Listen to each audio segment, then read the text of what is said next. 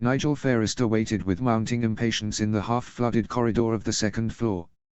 Had anyone asked him, he would have professed to have no clue as to what could possibly be keeping one Miss Parkinson, second-year Slytherin and heir Parkinson apparent, so continuously occupied in the powder room. He thought it unlikely to be facial powder, given Miss Parkinson's perfectly prepubescent complexion, and hair powder was equally unlikely, given the present age. Other explanations, however, were not immediately forthcoming. He certainly hoped there were no natural explanations for the 15 minutes Miss Parkinson had already spent within, and, he thought with a grimace, he had best turn his mind to other matters, lest he find himself unable to look Miss Parkinson in the eye when she emerged. 5 minutes later, Nigel was neither impatient nor concerned with Miss Parkinson's private biological agenda. Rather, he was worried.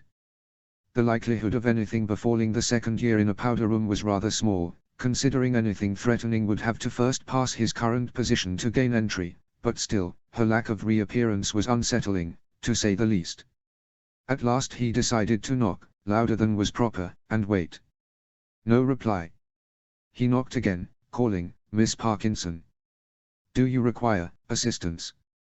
He winced briefly at how uncouth that statement would sound if she was merely admiring her own reflection or some such after all. Still no reply. "I'm coming in, Miss Parkinson," he warned, "unless you beseech me otherwise." "Please beseech me otherwise," he added under his breath.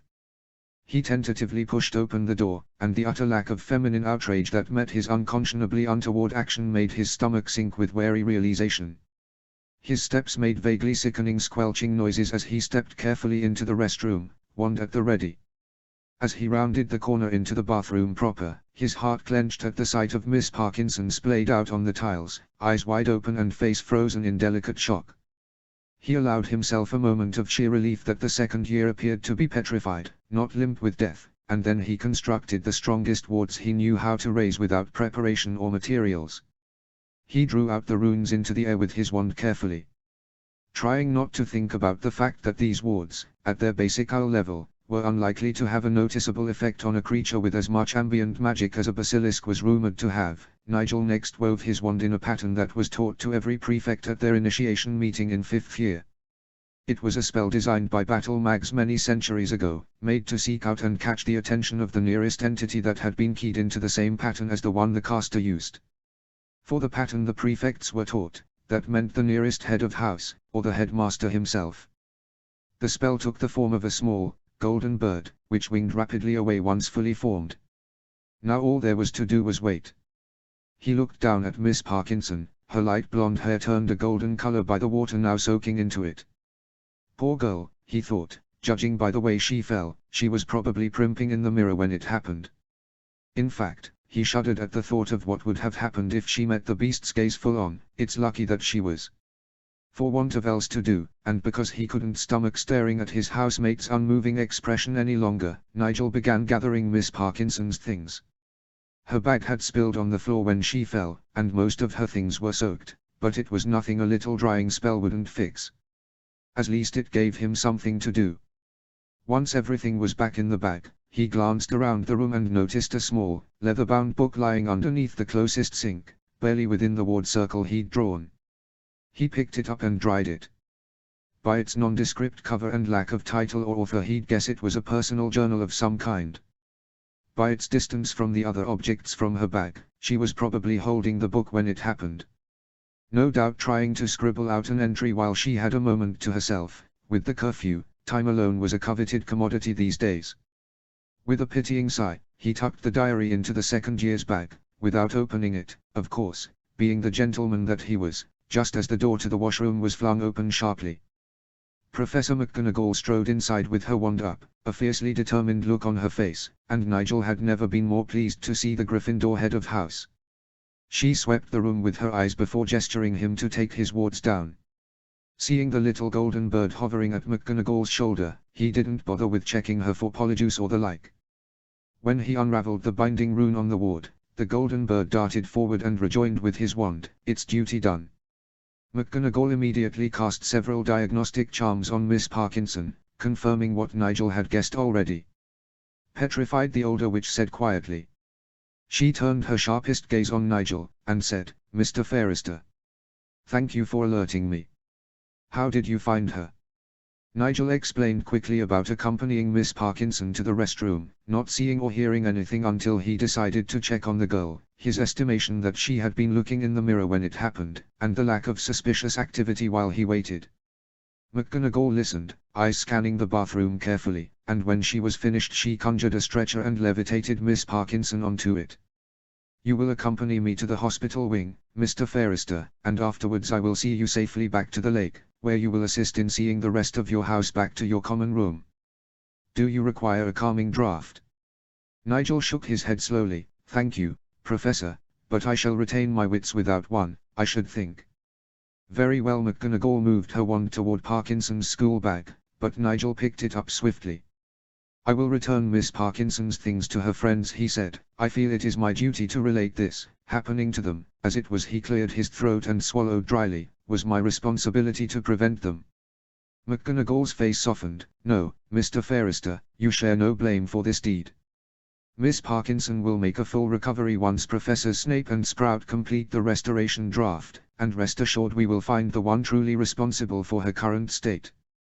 Nigel allowed this knowledge to comfort him, though he knew a reliance on fair words to be a kind of weakness.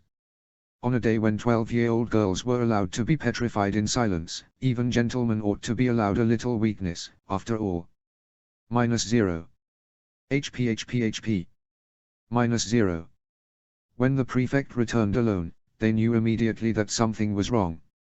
The pure regret on his face, coupled with McGonagall's presence, only solidified the worry into a hard knot in Rigel's chest. McGonagall used a sonorous charm to carry her voice, saying, all students collect your belongings and find your house prefects. I'm sorry, but this outing must be prematurely concluded. There's been another attack. Her voice broke on the last word, but she only continued, please, organize yourselves as quickly as possible. Draco and Rigel exchanged grim looks before gathering their own bags and walking swiftly to where the prefect who had gone with Pansy was standing, surrounded by Rookwood, Rosier, Selwyn, and Millicent, and already facing a full inquiry by the look of it. Myrtle sank back into the lake quietly as they went, probably going to assess the condition of her toilet once more. They reached the group in time to hear Rookwood say, your responsibility, Fairister. Indeed, the prefect, Fairister, said stiffly, I assure you my vigilance did not suffer any ignorance of that fact. I saw nothing, and heard nothing. I do not know how she was attacked. I am sorry, but there was nothing I could have done to prevent this. So it was Pansy. Draco looked distinctly sick. Is she? He closed his mouth, unable to articulate further. Petrified, Fairister said, voice bleak, I found her on the bathroom floor. It couldn't have been more than 15 minutes, and yet. You should never have let her out of your sight, Rookwood said harshly. In any other circumstances, seeing the usually calm young man admonish another person with any amount of passion or sharpness would have been remarkable. Now it only highlighted the surrealism of the situation. Rosier's unnaturally silent demeanor was a jarring contrast, his eyes like melted gold, fiery and unsteady. Fairister leveled a stern look at Rookwood, saying quietly, what would you have had me do? Accompany Miss Parkinson into the female washroom. I never dreamed danger might come from within. I'm sorry. I should have checked the room first, I suppose. Selwyn spoke, her voice sharp. I know Marion and Charlotte chose not to come out to the lake, but why did you not ask me to escort Miss Parkinson if you were apprised of the destination? Fairister flushed lightly. Miss Parkinson did not wish to trouble you while you were socializing. She felt you deserved a reprieve from your many duties. A flick of a glance at Rookwood was all he gave, but it easily expressed his meaning without words.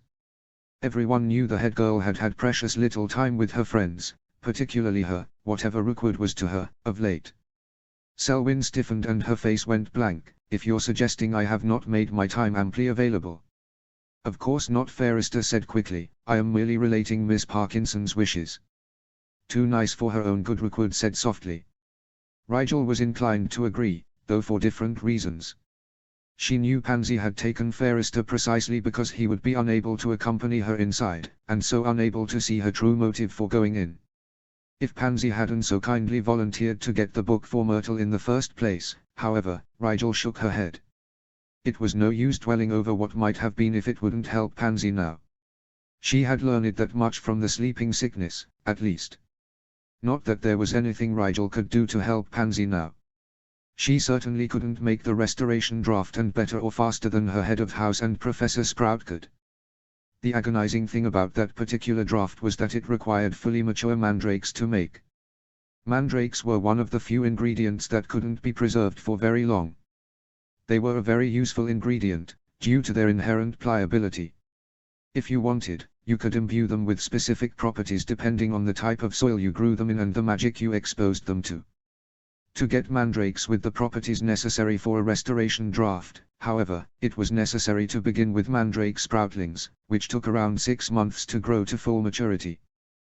The sprouts had to be moved to new soil every 2 weeks, as they sucked their environment of its magic very quickly, and every time you moved them there was a chance of exposing your ears to their cry. In addition, many herbologists and even potioneers were squeamish about working with the plants. While their intelligence was closer to that of small mammals, like gophers, rabbits, and the like, their shape was acutely humanoid. They were classified by the ministry as plants, with creature-like magical properties, but some still refused to work with them.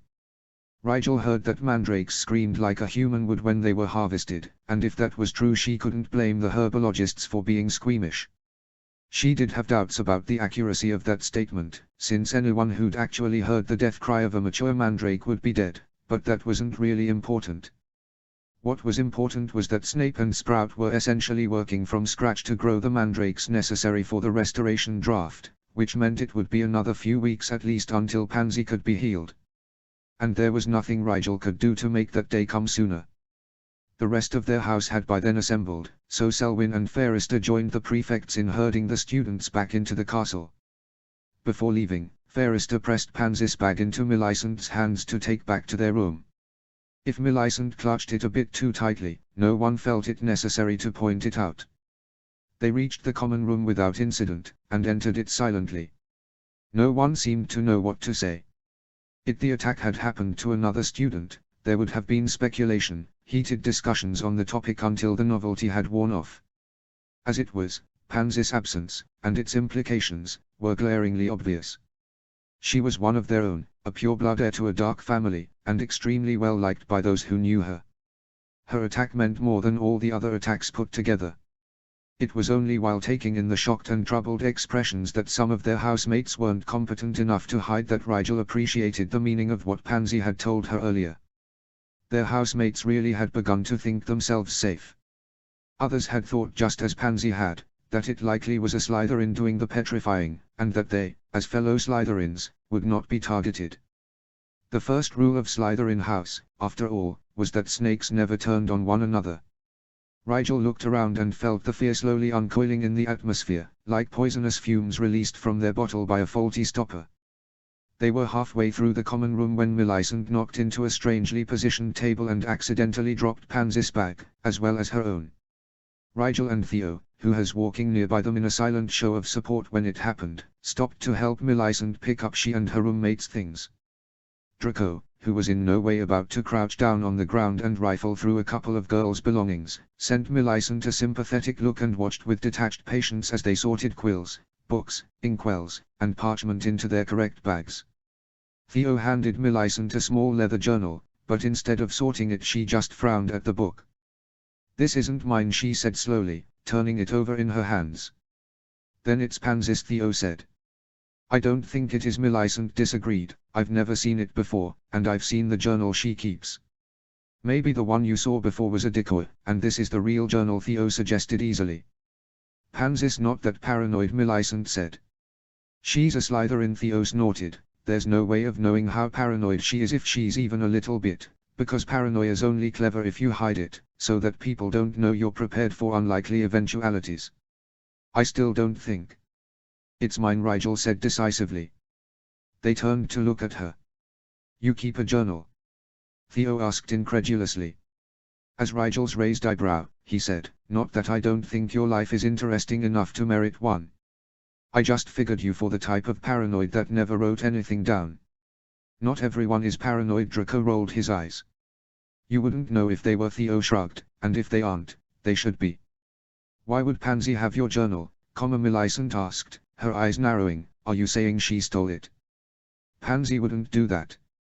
Draco goes through my things sometimes, Rigel said, blithely ignoring the blonde's sudden spluttering. I know he's just curious, but I'd rather he not read my innermost thoughts and plans. I thought Pansy would be the last person anyone would suspect of harboring my secrets. Millicent shot Draco a glance under her hair, then shrugged, handing the book over to Rigel. Makes sense, she said. No, it doesn't, Draco said, looking mildly outraged. Everyone ignored him as they continued picking up the last odds and ends from the floor. When they got back to the dorms, Theo ensconced himself in the bathroom to take a shower. Since Blaze was already out in the common room, having stayed there to catch up on schoolwork while the rest of them went outside, Draco and Rigel were left to try and figure out exactly what had gone wrong in the last couple of hours. Despite their best attempts, they didn't make much headway on the subject. I just don't know why it would be Pansy, Draco said for the third time, pacing the floor between their beds agitatedly. If someone is trying to resurrect the old Slytherin tales, she's the last one they should attack. Her family is in the Book of Gold, foresaw Laser Sake. Her family has never sided with Dumbledore on anything. They've been declared dark as long as the Malfoys have, well, almost as long. As long as the Lestranges, at least. Probably not as long as the Blacks, Draco conceded with a nod at Rigel. Rigel suppressed a sigh. Maybe she was simply in the wrong place at the wrong time. No. Draco whirled, and Rigel saw that his eyes were tight with denial and guilt. He had finally dropped the mask he'd donned when they realized Pansy wasn't coming back from the bathroom. Rigel, it can't, that makes it our fault, don't you see? Rigel spoke as soothingly as she could. It was unlucky, that's all. I don't believe in coincidences like that, Draco said stubbornly. Pansy went to that bathroom with a purpose, and then she got hurt. That means her purpose was probably connected to the reason for her attack. Otherwise, there's no reason to attack her. She was about to point out that reason had little to do with many cruel things in the world, when Draco continued. There's something going on with that ghost, or that bathroom, or this book. Rigel suggested, holding up the little journal she was still holding. Draco's face blanked for a moment, then it all seemed to click. That's the book Pansy went to get from the bathroom. At Rigel's raised eyebrow, he coughed, and said, I mean, obviously you don't actually keep a journal. What kind of idiot writes down all their secrets? Let's find out, Rigel said, opening the book. She flipped through the pages, but there was nothing written anywhere. It's blank, Draco groaned. So someone just chucked an empty journal at a touchy ghost and now Pansy's petrified. He quieted, and gazed at Rigel with serious consternation. It really is our fault, isn't it? We shouldn't have let her go. It's the basilisk's fault, Rigel said, more to comfort Draco than because she actually believed it herself. It was, after all, her fault Myrtle had come to them for help. And whoever's controlling it, I suppose.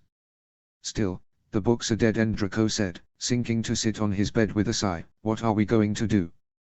Is it? Rigel was examining the book closely. There's letters engraved here. Can you make them out? Draco took the book and held it toward the lamplight. RTMR. I can't think of anyone in our year who matches them, can you? Rigel shook her head, but said, the library keeps class records, doesn't it? Every year after the sorting they add the new students to the books. Percy Weasley said he used them to research the effect of magic on the gender of firstborn children in old pure-blooded families last year. They are probably not public records, since any kind of information on families is censored by the Board of Governors. We'd need permission to look at them, Draco said slowly, but if we could go through them, we could figure out who the journal belongs to.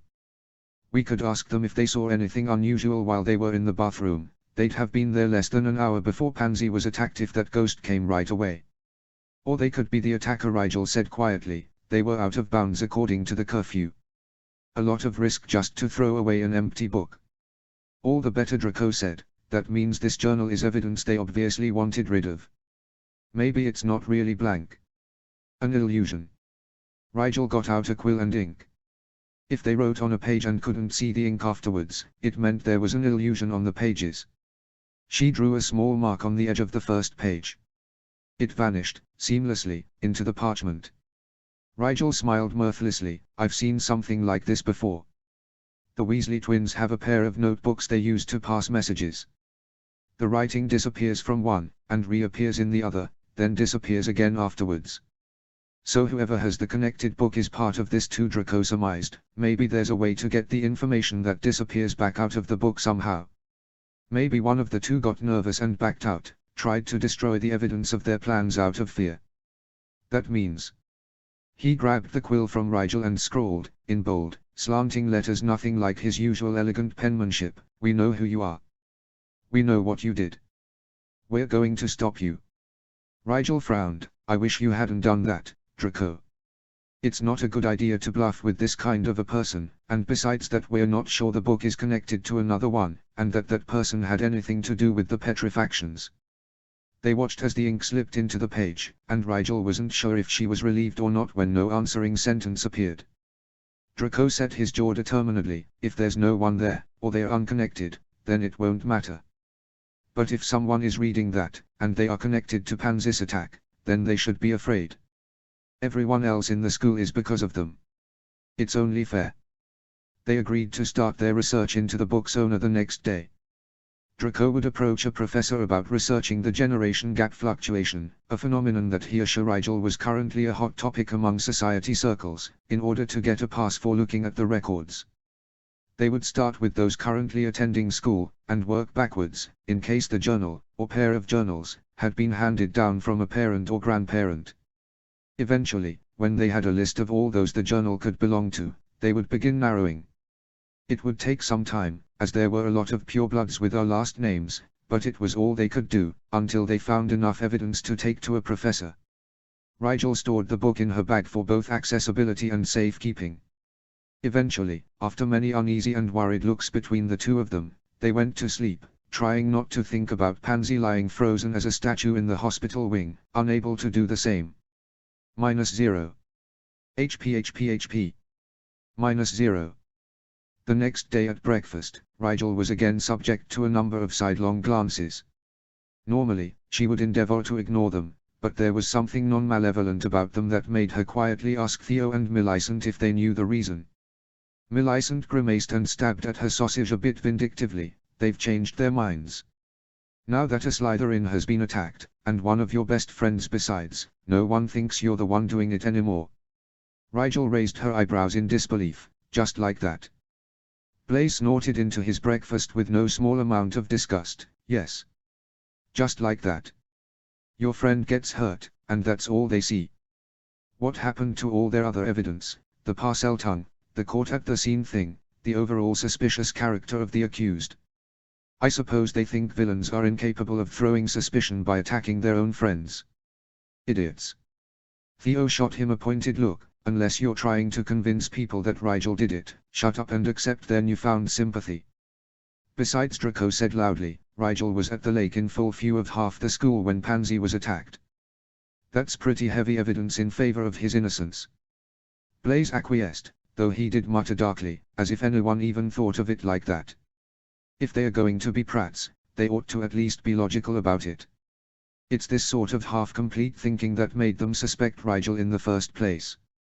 "What do you expect?" Millicent shrugged. "I just wish they'd learn, or something," Blaise said ungraciously. "People never learn," Draco said, a bit scathingly. "That's why politicians can get away with using the same lies and tricks over and over again. Individually, people can be formidable, but collectively they have the learning curve of a goldfish." Rigel reflected privately that that statement, while somewhat unfairly underestimating a society's impetus for change, nevertheless had a noticeable vein of truth running through it. It explained why the same mistakes were repeated many times over in history. It was an odd contradiction. A society's collective social memory could be long enough to preserve downright archaic traditions and belief, but also short enough to run itself through the same cycles of tradition, rebellion, change, resistance, regression, and rebellion over and over again. As though people wanted at once move forward and to remain the same, and so the world changed, but it never really learned. -0. HP. -0. That evening Rigel and Draco began meticulously combing through the class records that Draco's rather convincing acting had given them access to. Rigel still had to fight a small smile when she remembered Draco's earnest face as he spoke to Professor Flitwick about the research he needed to conduct on a dangerous trend currently rising in the wizarding community.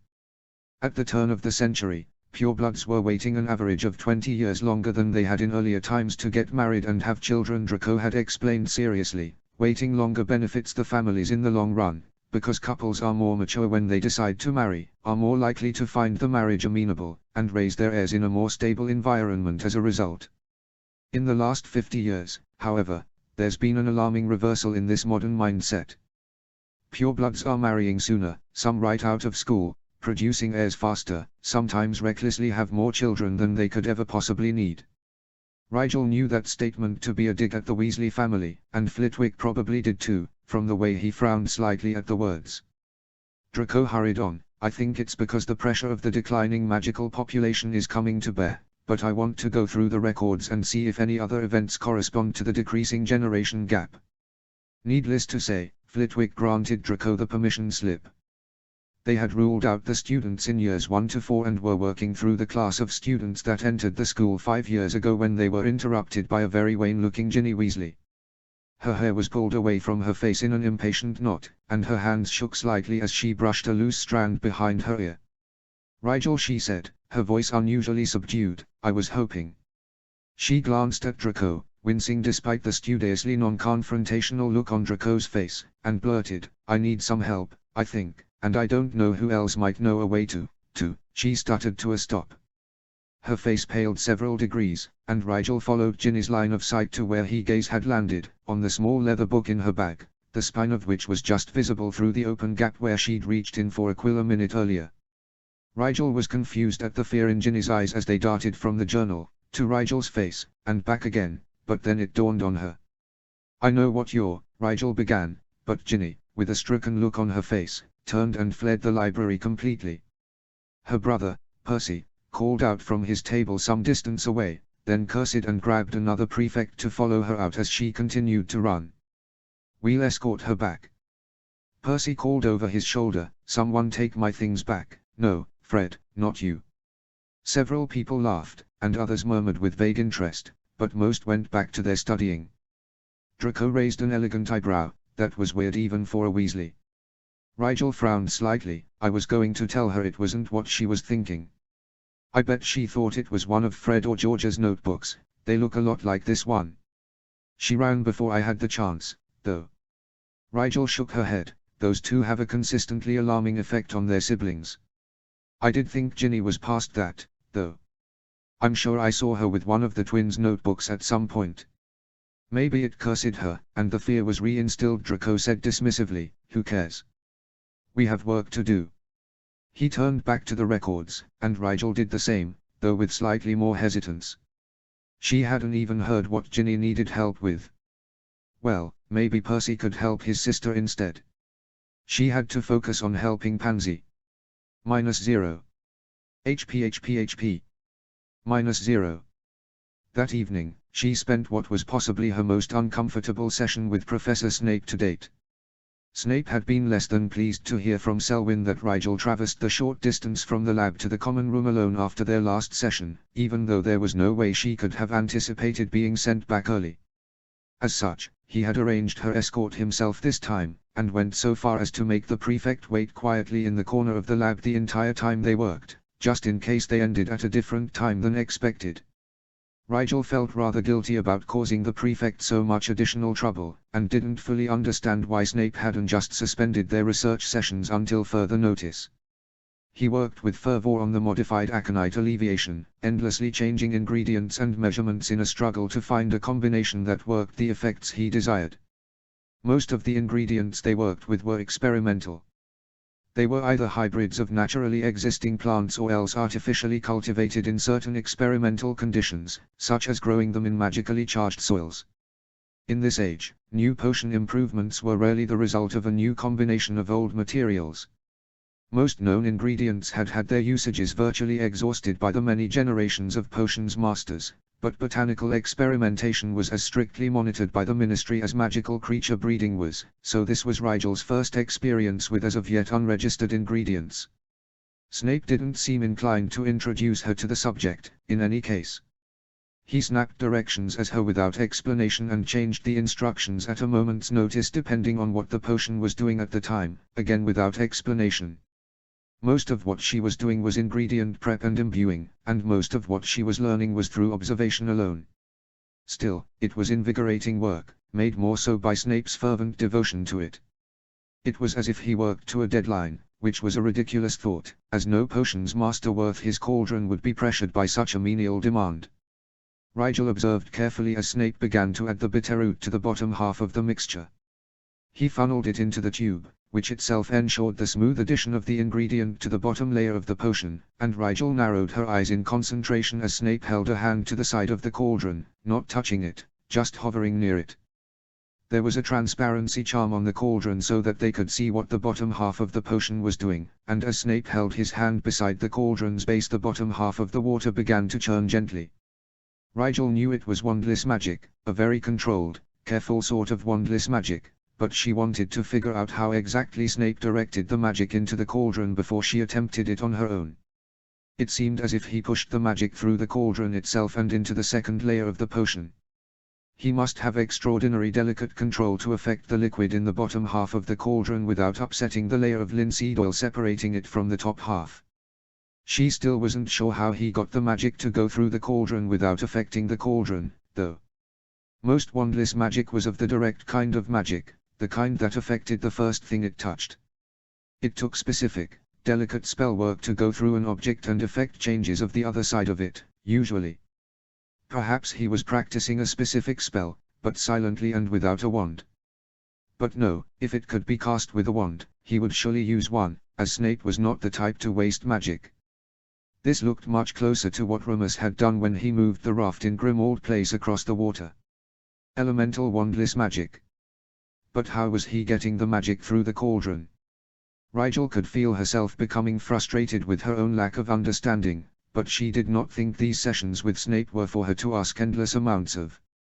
Are you ever going to ask me how to execute this step, or are you content to glare at that cauldron with what some would call disproportionate enmity for the rest of your existence? Snape interrupted her brooding stare with his usual talent for making her feel like a novice who'd never heard of ingredient gradation. I am loath to interrupt your inventing process, Rigel confessed. After our session, I would appreciate it if you could refer me to a book that explains this process, however. Snape shot her an unamused look over the cauldron. Ask your questions, Black, and let it not be said that one of Severus Snape's assistants learned indirect stirring from a secondary source. Rigel took Snape at his word. Is that what it's called? She asked, indirect stirring. Yes, Snape said, it is the most successful method of stirring a potion you cannot access with a stirring rod. Other attempts at the same effect include determined stirring, which involves the use of a pre-charmed stone placed into the bottom of a cauldron before the potion is begun. The charmed stone will vibrate at prescribed intervals, in effect stirring the cauldron. The drawback is that the intervals at which the stone vibrates cannot be changed once the potion is begun, making for an extremely strict timeline, and the vibrations are not always enough to truly disperse ingredients as they require. He moved his hand away and added another ingredient to the top of the cauldron, stirred 4 times counterclockwise, then continued speaking. Another method is pre-stirring. In this method, the potioneer attempts to essentially disperse the ingredients before they are added to the bottom layer. He dissolves them first into a neutral base of some sort, then adds that base to the bottom layer. Rigel frowned, and Snape smirked slightly. As you have already deduced, this not only needlessly exacerbates a potion's complexity, it also frequently proves untenable, as many bases which are neutral in the presence of some ingredients are decidedly not neutral when added with others. Why are these methods used at all, then? Rigel asked. Is it because some potioneers don't bother to learn wandless magic? Snape's voice was neutral as he spoke, which immediately put Rigel on edge. Snape only bothered to be neutral when he was fishing for an honest answer from her, unbiased by his own attitude on the subject. You are of the opinion, then, that wandless magic is something learned, and not an inborn talent? Rigel couldn't help but frown at that question. Of course it is something learned. It is a way of doing magic, not a different kind of magic in itself.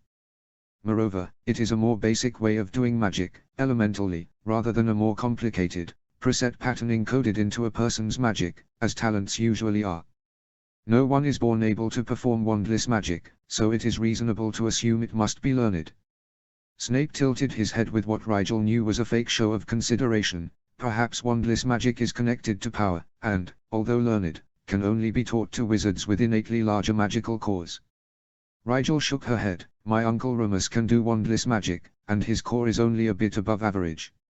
It seems to be about control, more than power. Though that doesn't explain how children can do it. Snape shook his head dismissively. Children perform accidental magic, which is considerably different from conscious, wandless magic. You are correct, true wandless magic depends entirely on control. It does not surprise me to learn that Lupin is sufficient at the skill. A man in his position would know much about control.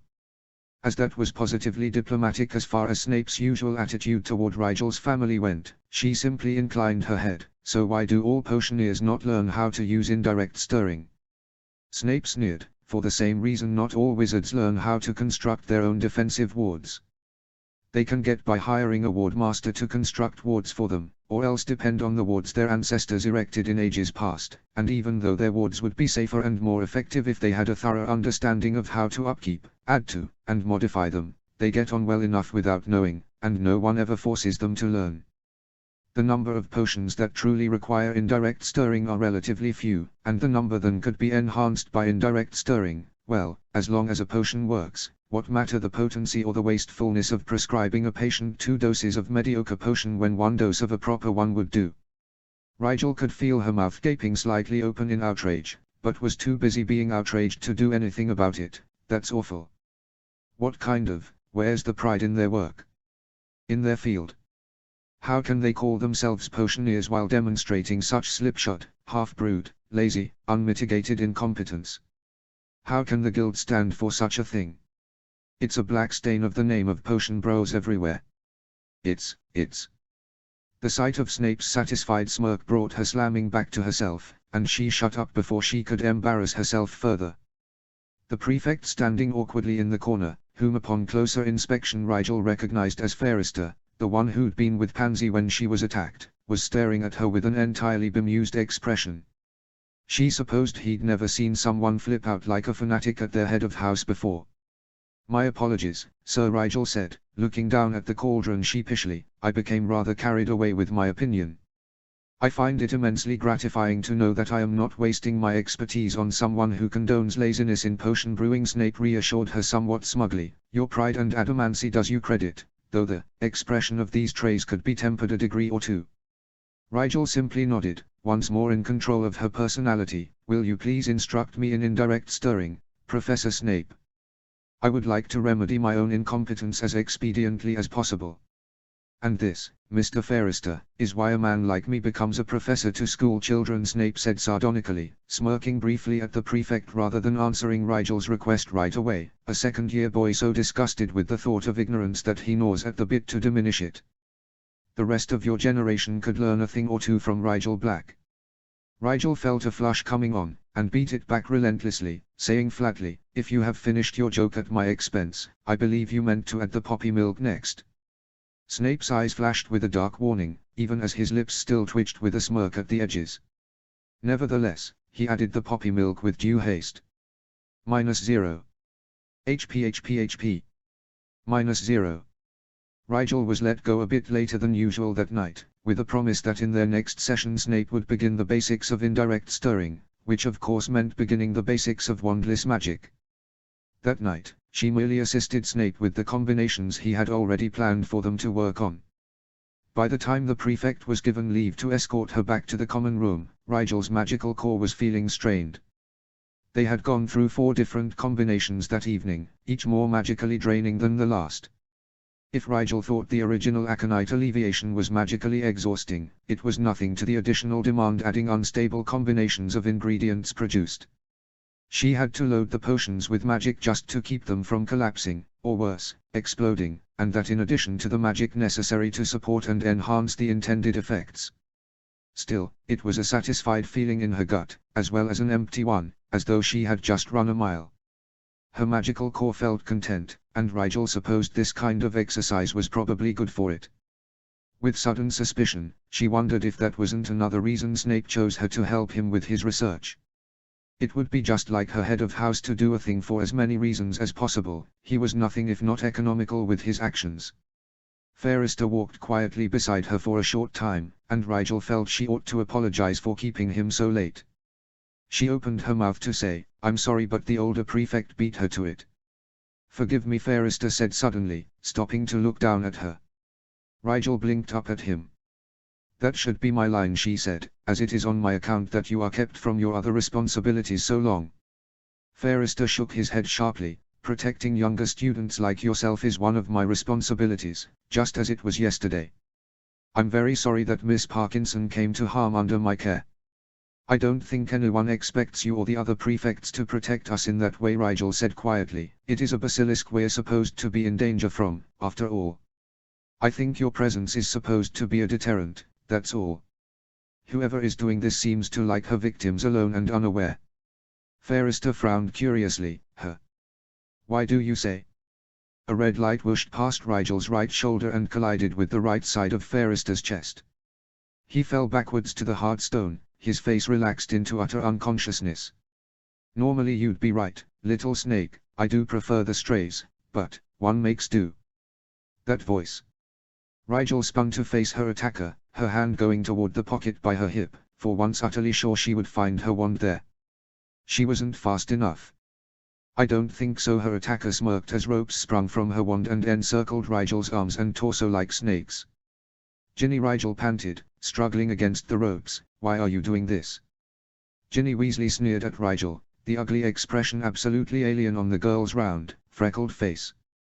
"Time enough for that later.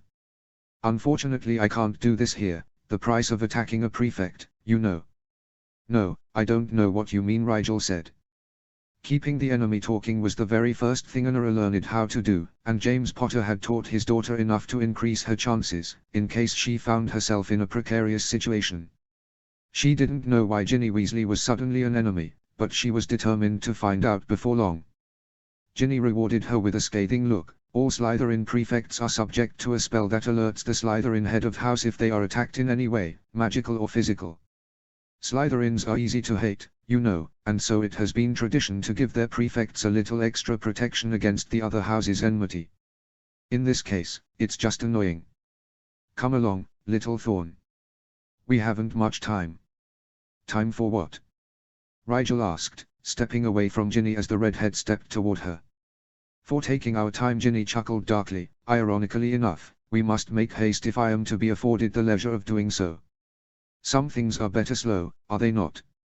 "Yes," Rigel said politely, gathering her magic silently. "Many potions are ruined by a hasty hand. You are wise to take things slow sometimes." Ginny narrowed her eyes. "I know I am." "Shut up." "All right," Rigel said agreeably. She released the burst of magic she'd gathered in her core, asking it to please unravel the ropes as fast as it could manage. It set to work immediately, fraying the ropes around her shoulders quickly. The ropes were half-eaten when Ginny, laughing, turned her wand in a corkscrew motion and then jabbed it at Rigel's torso. Rigel felt her arms press up against her sides once more, but this time there was no rope. She could feel the barrier preventing her from lifting her arms, but she couldn't see anything when she looked down. Rigel directed her magic toward whatever it was, but it couldn't seem to find purchase, skating along her skin uncertainly, as if whatever was holding her arms to her side wasn't real, and couldn't be affected by her magic. "Don't bother," Ginny said, a bored look on her face. "I've enclosed you in a shield charm just your size. Clever, yes. It's smoother than serpent skin, and tighter than a spider's weave. You can send whatever magic you like at me, it won't get past the shield, and if you try anything really nasty it'll explode in your face." Rigel glared at Ginny, and tried sending her magic down toward her toes. Perhaps she could go under her magic positively whined at her as it was denied. She pushed her magic out again, paying close attention to her limits. It seemed to be able to reach her feet, but unable to move beyond her body, as though it were trapped against her skin. At the frown on her face, Ginny laughed again. "Did you think I'd only put it on your arms? Fool. The spell around your arms is a different one, localized binding spell. Or didn't you notice I had cast 2 spells in a row?" Rigel hadn't noticed, though the jabbing motion attached to the end of the corkscrew one had, in retrospect, probably been a good clue.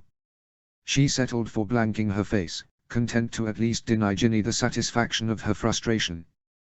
Ginny leveled her wand at Rigel again, and before Rigel had time to flinch, she was floating along behind Ginny like a bizarrely postured ghost. Rigel bided her time, every now and then sending her magic to different parts of her body, probing the shield for weaknesses. There were none, but she kept at it as Ginny led them up, away from the dungeons. They were approaching the entrance hall, and the main stair. Rigel smirked. Ginny had neglected to silence her, and Rigel was not going to remind her of that fact until she could get the most out of it. When they passed through the silent entrance hall, meeting no one, much to Rigel's dismay, she knew that the stairs were her best chance.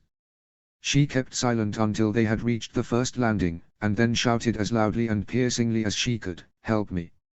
Hell! Saw laser take you!" Ginny spat, silencing Rigel's shouts with a swipe of her wand. "You little brat, I'll have your—" "Who's there?" A voice came from several floors above them, echoing back down the stairwell clear as crystal. Rigel couldn't suppress the grim smile on her face. Ginny slapped her across the cheek with the back of her hand, and Rigel's head snapped to the side with the force of it.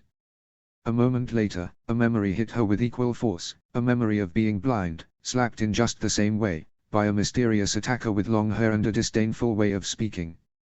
Ginny was the one who'd attacked her all those months ago. Ginny, the girl who she'd been trying to help learn occlumency, had been playing her for a fool all along. No sooner had this realization dawned than Ginny began to run up the stairs, towing Rigel quickly behind her with a levitation spell. Rigel jerked along after her wildly, as though the increase in speed had greatly diminished Ginny's control over the spell. Ginny reached the second-floor landing within moments and darted down the second-floor corridor. She was taking a route Rigel recognized with growing incredulity.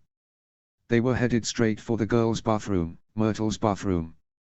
Ginny slammed the door behind them and blocked it impatiently with a hastily constructed ward. No time, she muttered, "Old fool won't be far behind." The redhead turned to the sinks in the middle of the bathroom with a sinister smile, "But it won't matter.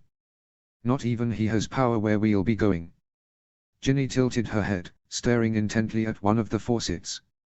Rigel squinted to see what she was looking at, and could just barely make out a squiggle-like shape on one side of the spout when Ginny said, "Open." But she did not speak the word. She hissed it.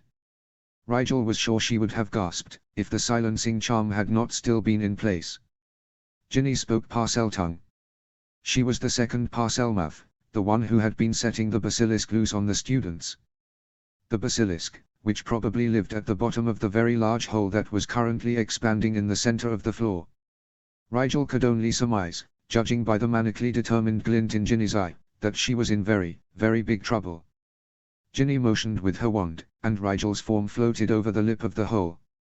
As she tried not to think about being suspended by wand point over a bottomless pit by a psychotic 11-year-old in a girl's bathroom of all places, Rigel caught a glimpse of white vapor peeking through the crack of one of the stall doors, and then a transparent head poking through it. Myrtle. She kept her face blank, but begged Myrtle with her eyes to go, to tell someone what she'd seen, to help her.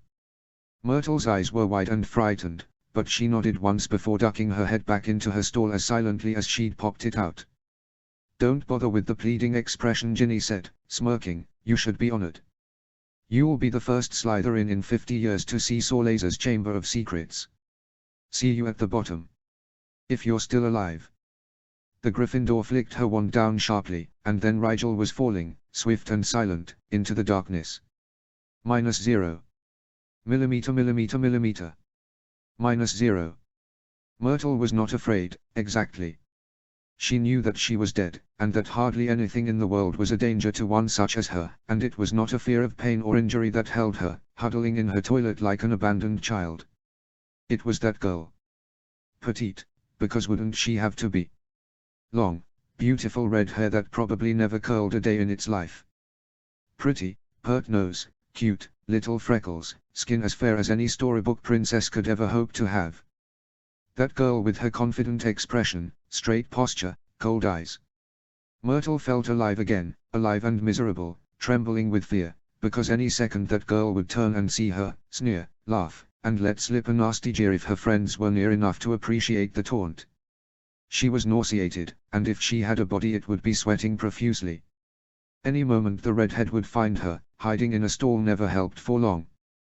The other girls knew where she liked to hide by now. They would find her, take her books, tear her robes, pull her hair. They would laugh, and douse her with water from their wands, and then laugh some more. You think that straightening spell is fooling anyone, Myrtle? What's with these robes? Pretending to be rich, are you? If your father had any real money he'd have fixed that face of yours. Nice glasses. You don't need them, do you? Oops, you'll have to fish them from the toilet, I guess. Ugly. So pathetic. Always hiding away in here. No wonder she smells like shit. I hear she has accidents. Can barely make it through a whole lesson without running to that bathroom. What a joke. Loser.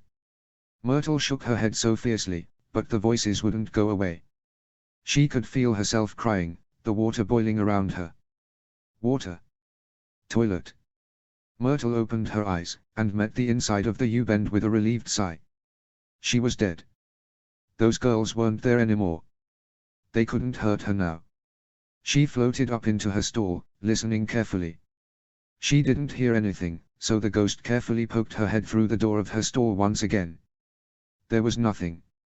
Before, there had been a huge hole in her bathroom floor, but that was gone, too. Maybe she had imagined the whole thing. Myrtle floated about, inspecting every inch of her bathroom, but there was nothing out of place. It was as if the gaping pit where the sinks should be had never existed. But it had seemed so real. That girl with her pretty, pitiless eyes. The one who had thrown a book at her head, she was almost sure it was the same girl, though she'd been in the U-bend when it fell through her and had only seen the back of the girl's head as she ran off. And that black boy. He was so pretty, Myrtle thought with a smile, and he never laughed at her, or even called her names. He wasn't like the other boys. Myrtle floated around the sinks once more. She was sure she saw him being suspended over the hole by that wretched girl. He had looked at her, his big, pretty eyes so wide and imploring. Like he needed her. Like he believed in her. Myrtle floated upright with a determined feeling in her chest. She wouldn't let him down. She would go to his common room. She was fairly certain she could access the pipes in the Slytherin dormitories by going through the kitchens and then looping through the dungeon drainage system. Yes, she could do it. She ought to at least check and make sure she'd imagined it. If Black was in his common room, then at least she had a good excuse to see him again. If he wasn't, well, then he really did need her. She dived quickly into the nearest toilet. Don't worry, my prince. I'll save you. -0. DM. -0. Draco paced back and forth before one of the Slytherin fireplaces. Rigel was late. It was only 20 minutes, but that was a lifetime in terms of the amount of trouble Rigel Black seemed capable of stumbling across. Millicent and Theo tried to calm him down, but Draco wasn't in the mood to be placated, and Pansy was the only one good at it anyway.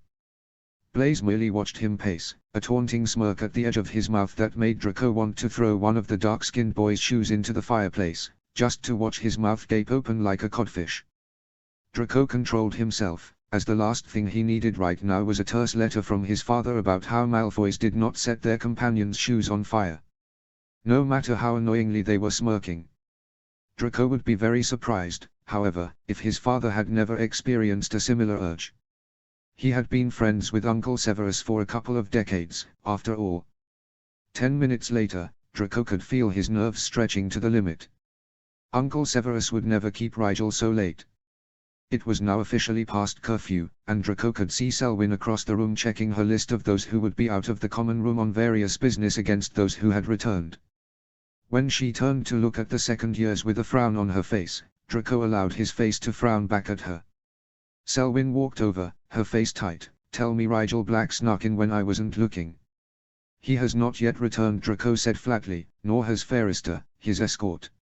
Selwyn looked ready to curse. She strode sharply to the portrait of Sorlaser Slytherin, who was as usual observing the goings-on in his common room with patient wariness. Lord Slytherin, please inform our head of house that Prefect Fairister and Rigel Black have not returned to the common room. He is aware Slytherin's portrait said evenly. The prefect's monitoring charm was compromised, and Master Snape informed me of his intention to investigate before leaving his office. He bade me explain the circumstances to you, head girl Selwyn, in the event that he did not return with the students before evening curfew began. Selwyn did curse that time, and Draco could feel his face losing blood rapidly. If the prefect supposed to be protecting Rigel had been attacked, it didn't mean anything good for Rigel. He was about to ask Sorlaser if he'd heard anything from other portraits in the meantime, when his vision clouded over in white. It took him a moment to stop violently shuddering before he realized a ghost was floating nearly on top of him, obscuring his vision and setting a chill into his bones. Draco stepped backwards rapidly to put some distance between the spectre and himself, and blinked when he recognized the bespectacled ghost. "Myrtle," he said, frowning, "what do you want this?" "Where's Black?" the ghost interrupted impatiently. She seemed to be craning her neck to look about the common room. "Is he here?" "No," Draco snapped, "he's not. He's in trouble." "I know." The ghost looked almost triumphant as she spoke quickly. "I knew it wasn't a dream. I saw him, I saw Black being kidnapped." "Kidnapped?" Selwyn said sharply, "Explain."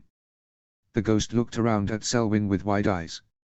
Her chin wobbled, and then she caught sight of the other students in the common room, all staring at her, waiting for her to continue. Myrtle blinked, smiled a bit nervously, and said, "Maybe I could tell you, somewhere else." Selwyn glanced around at the watching students and jerked her chin toward a corner of the common room. She frowned but didn't protest when Draco walked over with her, merely erected a privacy ward and bade the ghost continue her report. "It happened in my bathroom. I saw the whole thing. That girl kidnapped Black. She had him levitating, his arms all stuck to his sides, over this big, black hole. She dropped him into it. It was..." The ghost paused to take a shuddering breath. "Horrible. Draco would have killed the girl, if she weren't already dead. How dare she look thrilled when Rigel's life was in danger?" "There isn't any giant black hole in your bathroom," Selwyn said with a serious expression. "The girl opened it in the floor," Myrtle said. "She slammed the door so loud coming in that I heard it down in the U-bend, so of course I came up to see what the fuss was about. She was talking to herself, too. Quite mad, I'm sure." "Who is she?" Selwyn asked urgently. "No idea." The ghost had the nerve to shrug at them. "She wasn't really that pretty. Stumpy, too. Probably a midget." "What kind of robes did she have on?" Selwyn said through gritted teeth. Myrtle frowned in concentration. "Gryffindor, I think. I might just be remembering wrong because of the red hair. Tacky, if you ask me. I bet she dyes it." Draco could see the exact shade of red swimming before his eyes as his mind sharpened in realization. "Weasley," he hissed, "that evil, lying bint." "You don't know for sure," Selwyn began, but Draco cut her off. "She was acting so strangely around Rigel," he said, becoming angrier with each word he spoke, "and Rigel was trying to help her, and she was the one who, he let out a groan in frustration. What else happened?" "Where was Fairester?" Myrtle blinked at him in confusion. "Who?" "It was just the girl and Black. She came in, all crazy and ugly, and started hissing all of a sudden, and then there was just this huge black hole that went down, down, down with no end in sight. She levitated Black over the edge of the hole and just dropped him. I couldn't watch. When I looked back, the hole was gone, and so was the girl. Then I came here to tell someone." "Why would Weasley drop Rigel down a giant hole?" Selwyn asked, somewhat skeptically, from the couch. "She said she was taking him to see the Chamber of Secrets," Myrtle said, shrugging. Draco and Selwyn both inhaled sharply. Sorlaser Slytherin's portrait seemed to be frozen in shock.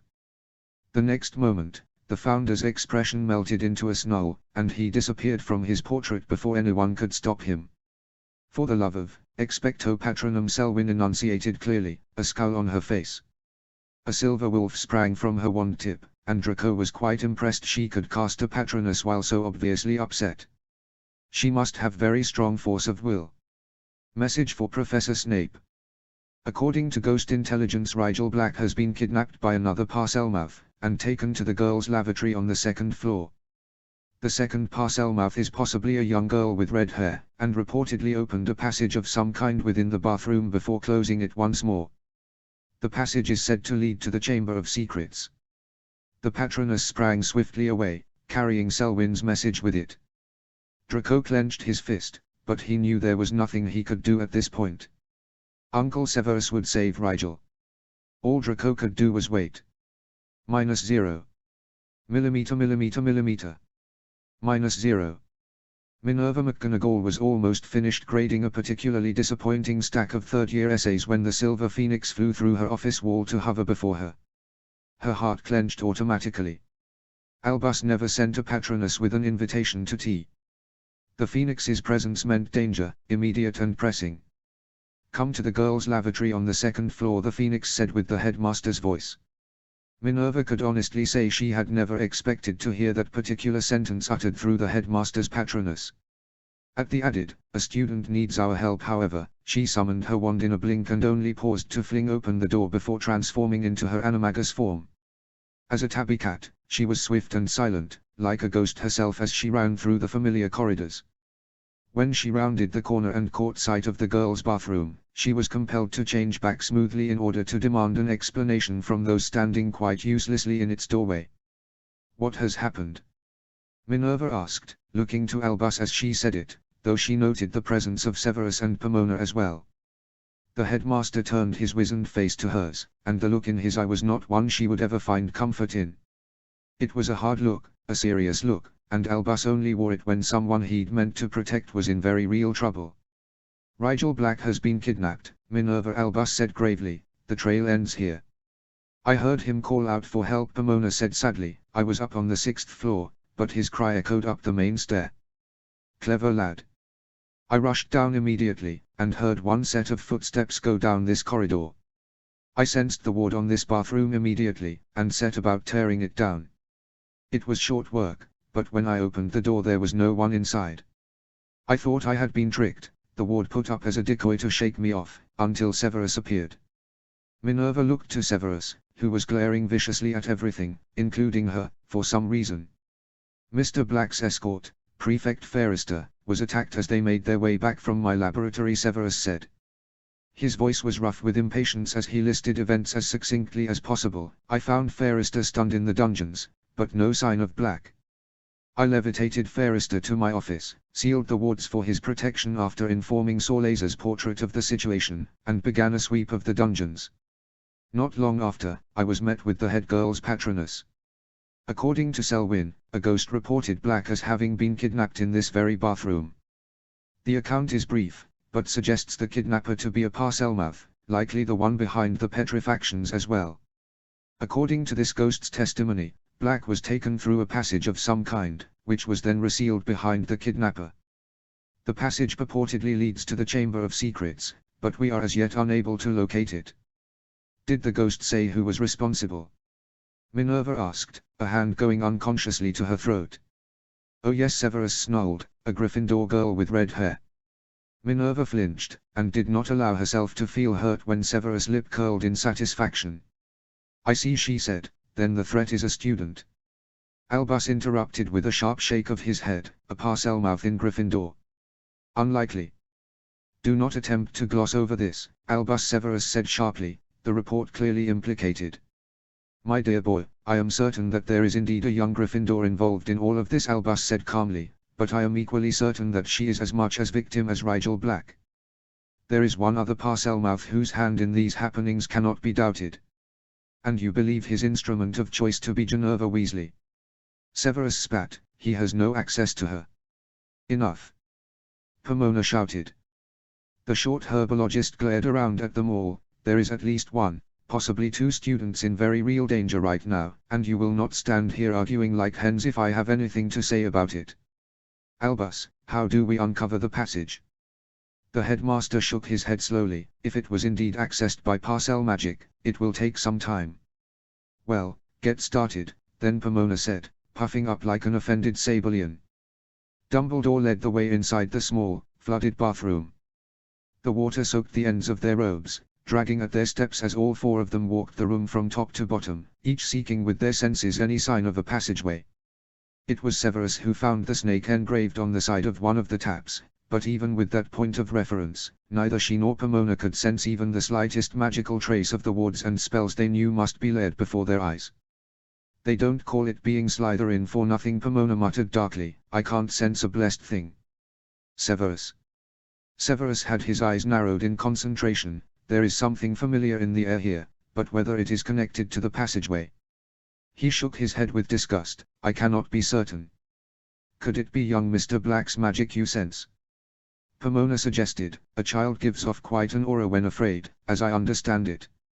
"No," Severus said stiffly, "Black has no aura, and I have only analyzed his core the once. I would not be familiar enough with his magic even in the unlikely event that he was discharging it." "The other student's magic, then?" Minerva asked, not quite able to say Gryffindor student aloud. Severus' eyes mocked her for her weakness as he answered. "It is dark," the potions master said flatly. "Miss Weasley's magic would not match, even were I familiar with it. No, this magic I have sensed before. Often, I suspect, though it is too faint to place." "Faintness should not affect the magic's signature," Albus commented lightly. Severus scowled. "I know that. The residue is familiar, and yet not. As though the magic I ought to recognize has been changed somehow, twisted or blended into something halfway unrecognizable. Could it be his?" Albus pressed. "Imagine it working through a child's magic. Could it be a combination of his magic and the student's?" "How can I know such a thing?" Severus snapped. He paused at the look in Albus' eyes, and sighed. "Perhaps, Albus, though I know not how even he would work such a thing. It could as easily be Sorlaser's magic I sense, however. Perhaps I am familiar with it merely as the Slytherin head of house, living as I do in his chambers, labs, and offices. Will it be of any use reopening the passage, though?" Pomona wondered aloud. "Why don't you just blast open the floor?"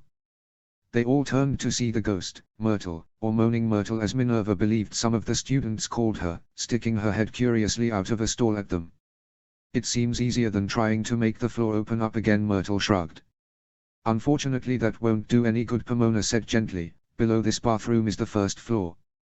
There is no actual tunnel underneath our feet. Rather, a porthole of sorts is grounded in this bathroom. The passageway is folded space, and exists in a dimension that crosses through our own, but only at 2 points, here and wherever the passage leads. It's a shortcut of sorts to another place entirely. A bit like holding the space a wizard might apparate through open eternally, but only making it accessible under certain circumstances. Usually a trick or spell that triggers the wards concealing the porthole. In this case, it is likely to be a password, but one which can only be spoken in Parseltongue." Myrtle blinked behind her glasses, utterly perplexed. "But what if blasting the sinks apart triggered the porthole?" "That is unlikely," Minerva said sharply. "In fact, destroying the physical grounding point on this end would probably render the passage entirely unusable, trapping whoever is beyond it indefinitely." Myrtle's eyes went wide. "You? So you're all going to guess the password? As none of us speaks the tongue of snakes, that course of action isn't likely to do us much good." Snape snapped, eyes flashing. "If you have nothing useful to add, please be silent while we attempt to unravel Sorlaser Slytherin's not inconsiderable wards." "Provided we can locate them," Pomona muttered sourly. "I can't sense a single discrepancy, not one trace of a ward or concealing charm, even when I know the air must be thick with them." "Myrtle, if you would be so kind, please find Professor Flitwick and direct him here," Albus said. "We may be in need of his expertise." Myrtle sent them all a disappointed pout, but zoomed off dutifully through a wall. "And now to work," Albus said, turning his wand on the taps. "If we cannot sense the magic concealing the passage, we must attempt to provoke the magic into revealing itself. Please cast any revealing charms you can think of. Probing charms, analysis charms, anything that might trigger a latent defensive spell into action. Sorlaser would surely have protected his passageway somehow, in case someone came too close to his secrets. We should attempt this one at a time," then Minerva said briskly, "wand at the ready, so that the ones not casting can be prepared for any surprises Slytherin's defenses send in response." The other three agreed, and they set to work. -0. HP. -0. Eternal blackness, Rigel reflected, turned out to be a lot less eternal than advertised. She fell for approximately half a second, and then she was on something that was a bit like the ground, only it crunched when she moved her feet experimentally. The spell on her arms had not lifted, and neither had the silencing charm, so she couldn't even hear her own grunts as she squirmed herself into an upright position. A moment later, Ginny landed in a crouch next to her, sensible school shoes cracking the small bones littering the ground around them with ease. They looked like rat bones, but there were also a few other, larger mammal bones mixed in by the looks of it. She recognized rabbit ribs, bat wings, and a few spinal columns that might have come from deer, but she had only used deer bones in a potion once, so she couldn't be sure. "Welcome," Ginny said, gesturing grandly to the oversized sewage tunnel they were sitting in, to the Chamber of Secrets. Rigel looked around with raised eyebrows. Perhaps Ginny was more crazy than evil, after all. Ginny flicked her wand and Rigel was levitated once more. She floated along docilely behind the first year as Ginny began walking steadily through the tunnels. Ginny didn't speak to her along the way, so Rigel was left to memorize the route in silence, and set her mind to figuring out as much of this mess as she could. Ginny was apparently a parselmouth. Ignoring the obvious problems with that phenomenon, it seemed reasonable to conclude that Ginny had been the one to petrify all those other students by controlling the basilisk. Ginny was also the one to attack Rigel all those months ago, probably to get her hands on Belladonna, so that she could kill the roosters. Ginny was likely the one who had thrown the diary at Myrtle, since Rigel didn't recall her being at the lake then, which meant that Ginny was connected to the journal in some way. That explained why Ginny panicked when she saw that Rigel had the journal, and why she decided to attack Rigel, likely fearing that Rigel knew everything. There were too many things it didn't explain, though. It didn't explain why Ginny had tried to get rid of the diary, since she didn't seem to be getting cold feet at the moment. It also didn't explain why she would attack people in the first place. Ginny had no motive, as far as Rigel knew, to attack all of those students. Riddle was the one who gained from the attacks, and Rigel had heard him as good as say that he was the one who. Riddle. Tom Marvolo Riddle. Rigel wanted to slap herself. TMR, could it get any more obvious? They weren't a student's initials, they were the initials of one of the most powerful people in the wizarding world. How could she have missed it? So the journal had a connection to Riddle. That meant Ginny worked for Riddle. Surely not. She was 11, and far too young to have decided what political affiliation to support. And then there was the parcel tongue. True, it had showed up fairly randomly in Rigel, but the Potters could have gotten it from the Blacks, who had married in a parcel tongue or two throughout the ages. As far as Rigel knew, the Weasleys had never introduced the gift anywhere near their line. After thinking things over, she decided she was more confused than ever, and gave it up as a bad job. She should focus on getting out of this situation first, and then try and figure out what it all meant. They turned a corner in the network of sewers, and came before a great seal. It was obviously a mechanism of some kind, and Rigel suspected it was a door. Sure enough, Ginny hissed out an "open" and the stone unlocked itself and moved aside, revealing a cavernous hall, easily twice the size of the Great Hall, and lit by an eerie green light that seemed to come from everywhere and nowhere at the same time. "Well?" Ginny asked expectantly, "What do you think, little snake?" Rigel lifted an eyebrow, and Ginny chuckled indulgently. She seemed much more relaxed now that they were isolated so far below, presumably, the school. Yes. Allow me. With a flick of her wand, and how on earth was Ginny so proficient with silent casting, the silencing spell on Rigel fell away. "I think Slytherin's passwords are a bit unoriginal," Rigel said honestly. Ginny smirked. "Yes, that's right. You can understand the serpent tongue too, can't you, Mr. Black? What a special moment this is, two parselmouths meeting face to face, well, sort of." She chuckled again, an indulgent, condescending sound that reminded Rigel of someone she'd met before. "In any case, don't you want to know why I've brought you here?" Rigel looked around the great, empty room. It was sort of sad, really, all this space just collecting dust. This was Sorlaser's great chamber of secrets. It was almost disappointing. "Well," Ginny said impatiently. Rigel wasn't sure what the girl wanted from her. The redhead seemed to be in a grandstanding mood, which was an odd attitude for someone who went around petrifying and kidnapping students. Then again, she thought, remembering her encounter with one Lee Jordan, justification seemed to be important to people like that. As if they wanted you to understand why they did it. She supposed they wanted you to know that they had reasons for every seemingly unreasonable action. You've brought me here to petrify me, right? Rigel guessed. It would fit the pattern.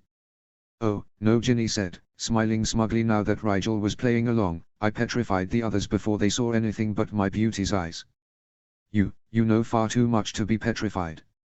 The petrified ones wake up, you see. You could modify my memory, Rigel suggested grimly. Where's the fun in that? Ginny asked coyly. She fingered the wand in her hand absently, almost thoughtfully. I'm not sure I could, in any case. Obliviation is delicate work. At the moment I haven't the control necessary to ensure a full memory wipe. I'm sorry to hear that, Rigel said, somewhat automatically. The conversation was beginning to feel a bit surreal. Ginny laughed openly. Oh, but you are amusing. She didn't tell me you were amusing, Black. She? Rigel asked. Ginny only smiled mysteriously. Don't you have other questions, little snake? Rigel blinked. Well, I'd like to know why you petrified all those kids. And Lockhart, she added as an afterthought. Ginny blinked slowly, the smile melting away from her face. Her eyes were overbright, like someone who'd taken too many doses of Poppy's pleasure in one night. She had the same sort of half-glazed, intense look about her face, too. That is a complicated question. There are answers, and then, there are answers. Rigel nodded thoughtfully. Perhaps it would be better if you started at the beginning.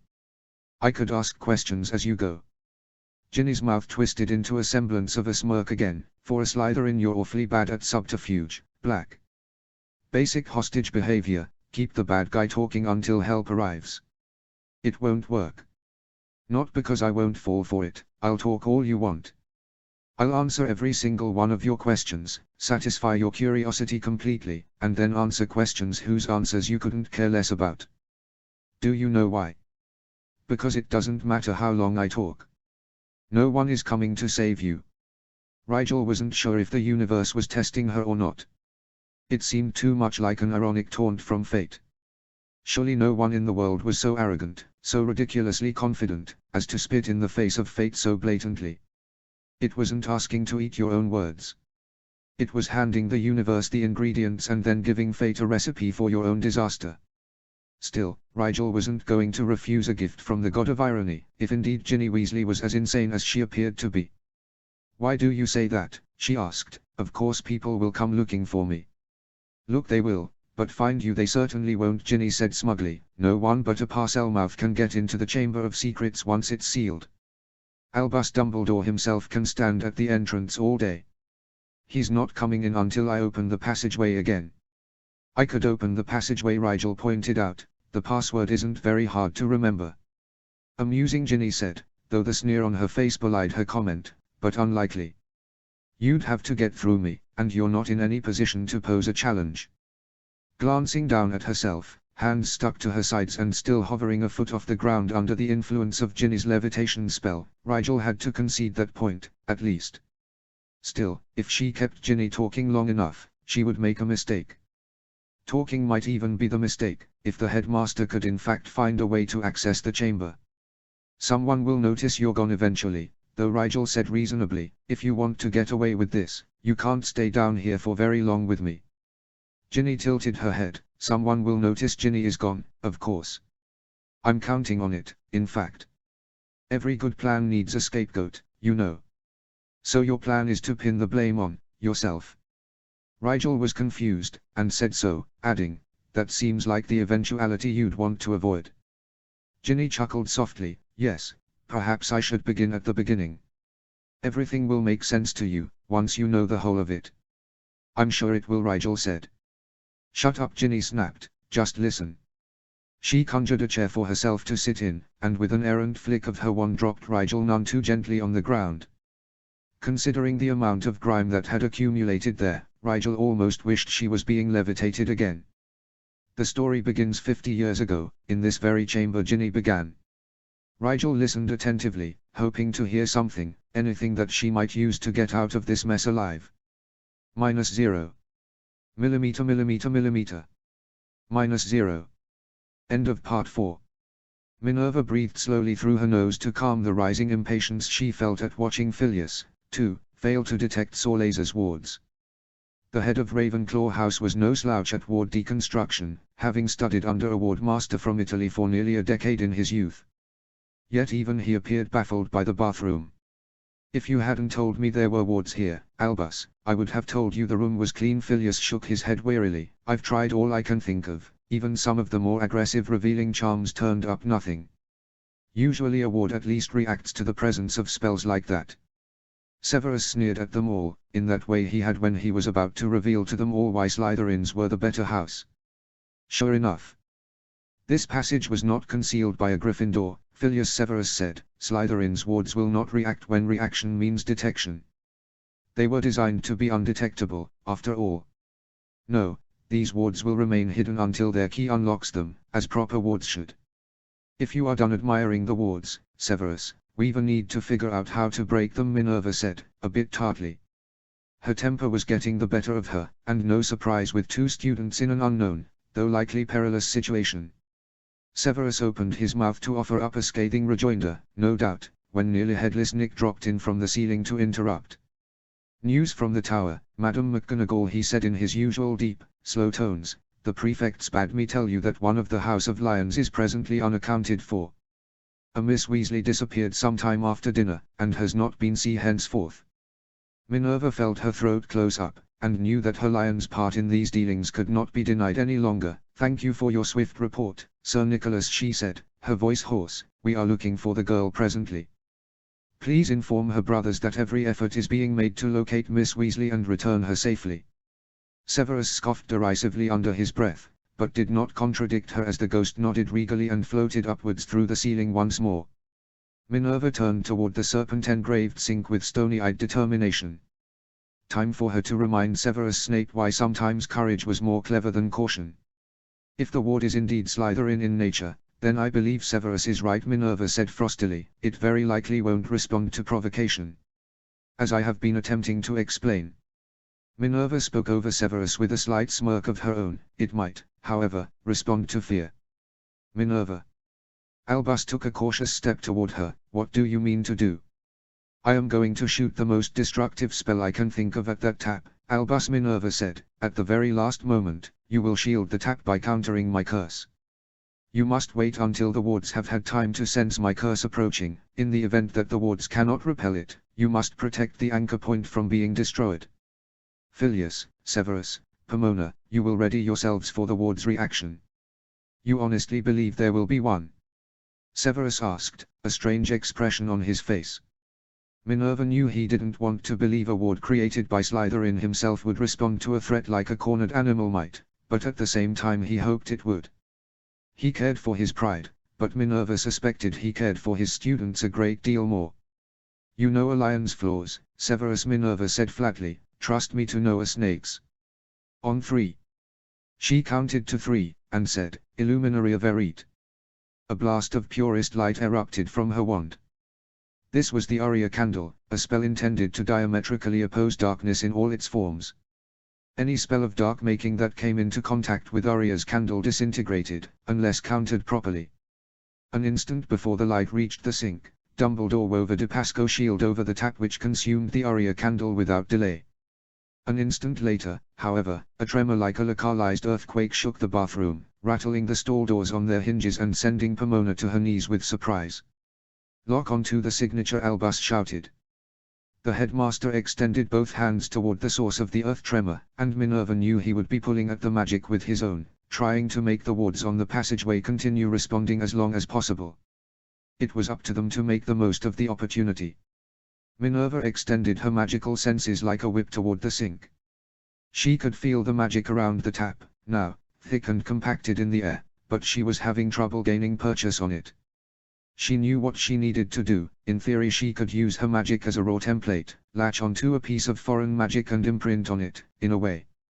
She needed to use her own magic to copy sections of the magic she could get a hold of, so that she'd be able to either reproduce that magic or, using knowledge of its form, undo it. Unfortunately, Minerva had never had a talent for auras or imprinting magics. She knew of several of her students who would be better suited to this task than she, the Weasley twins being two of them. Still, she had to try.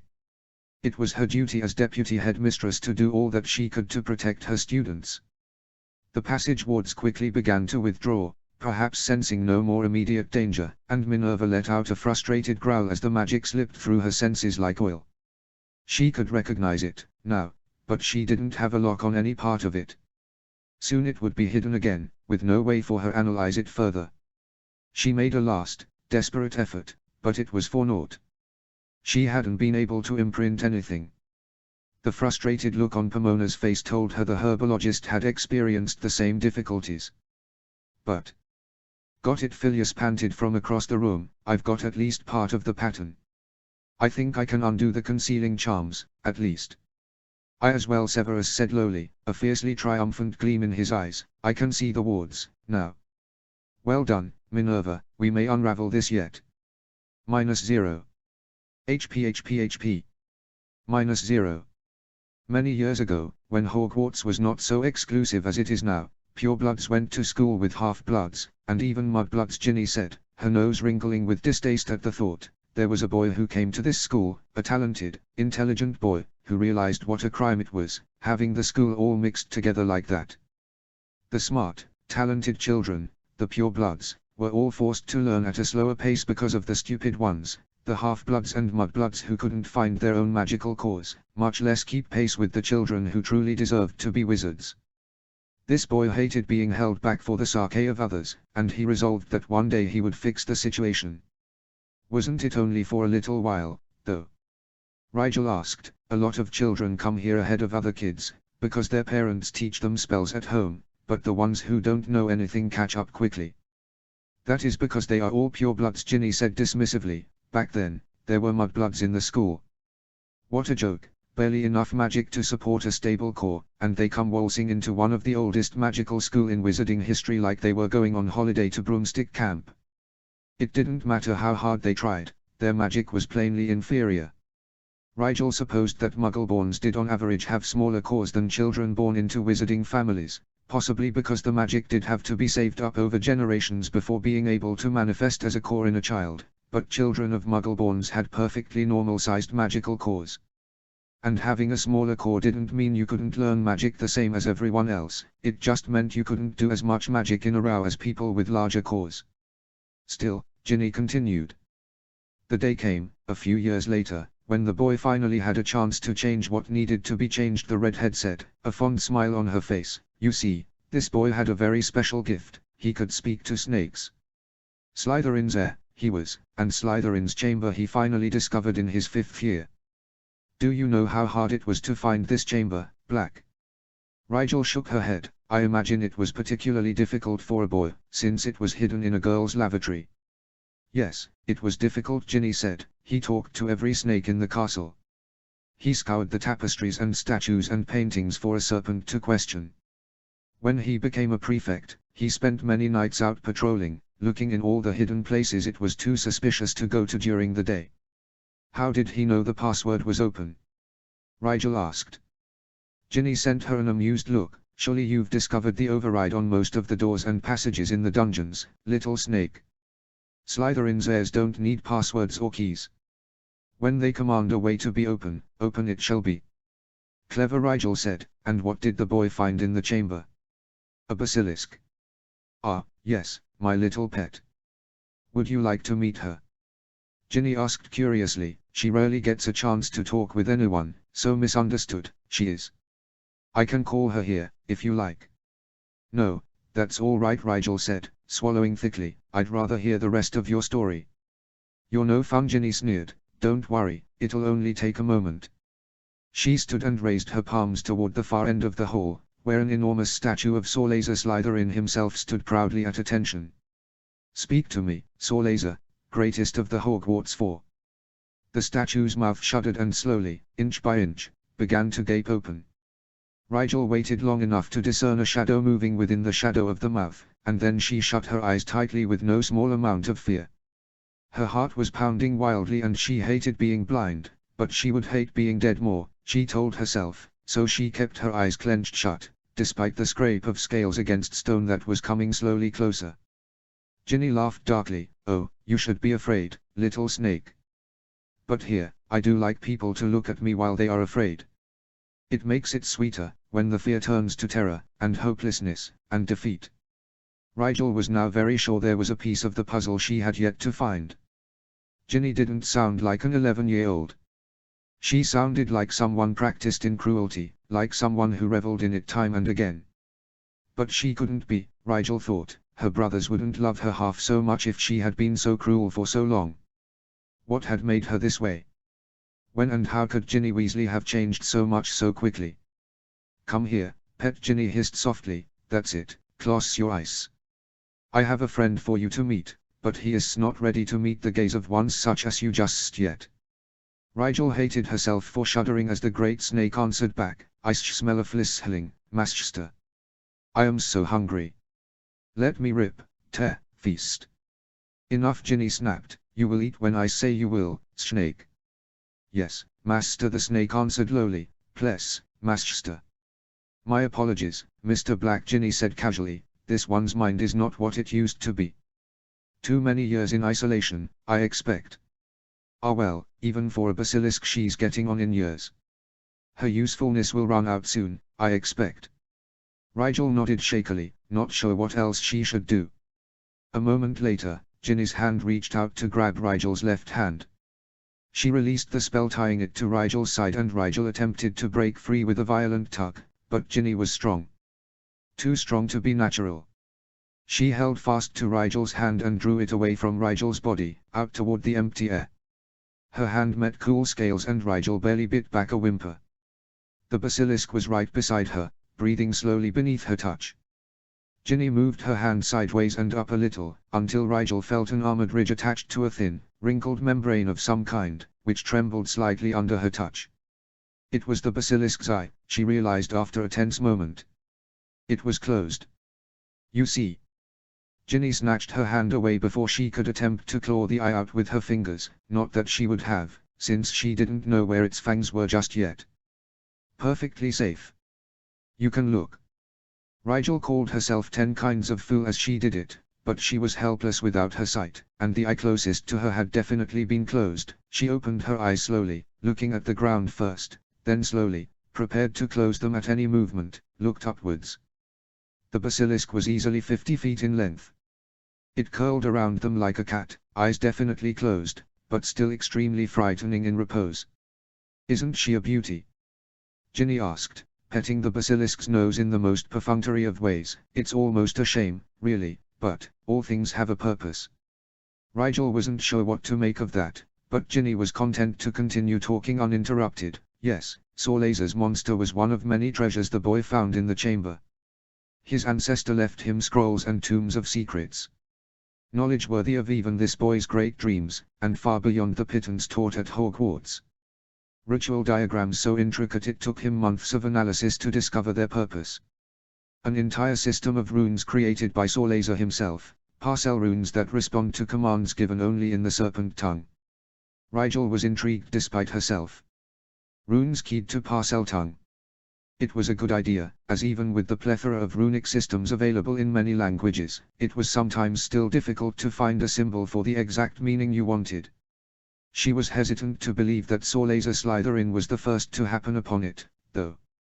Parcel tongue had been around much longer than Sorlaser Slytherin, according to lore found in the Black Family Library.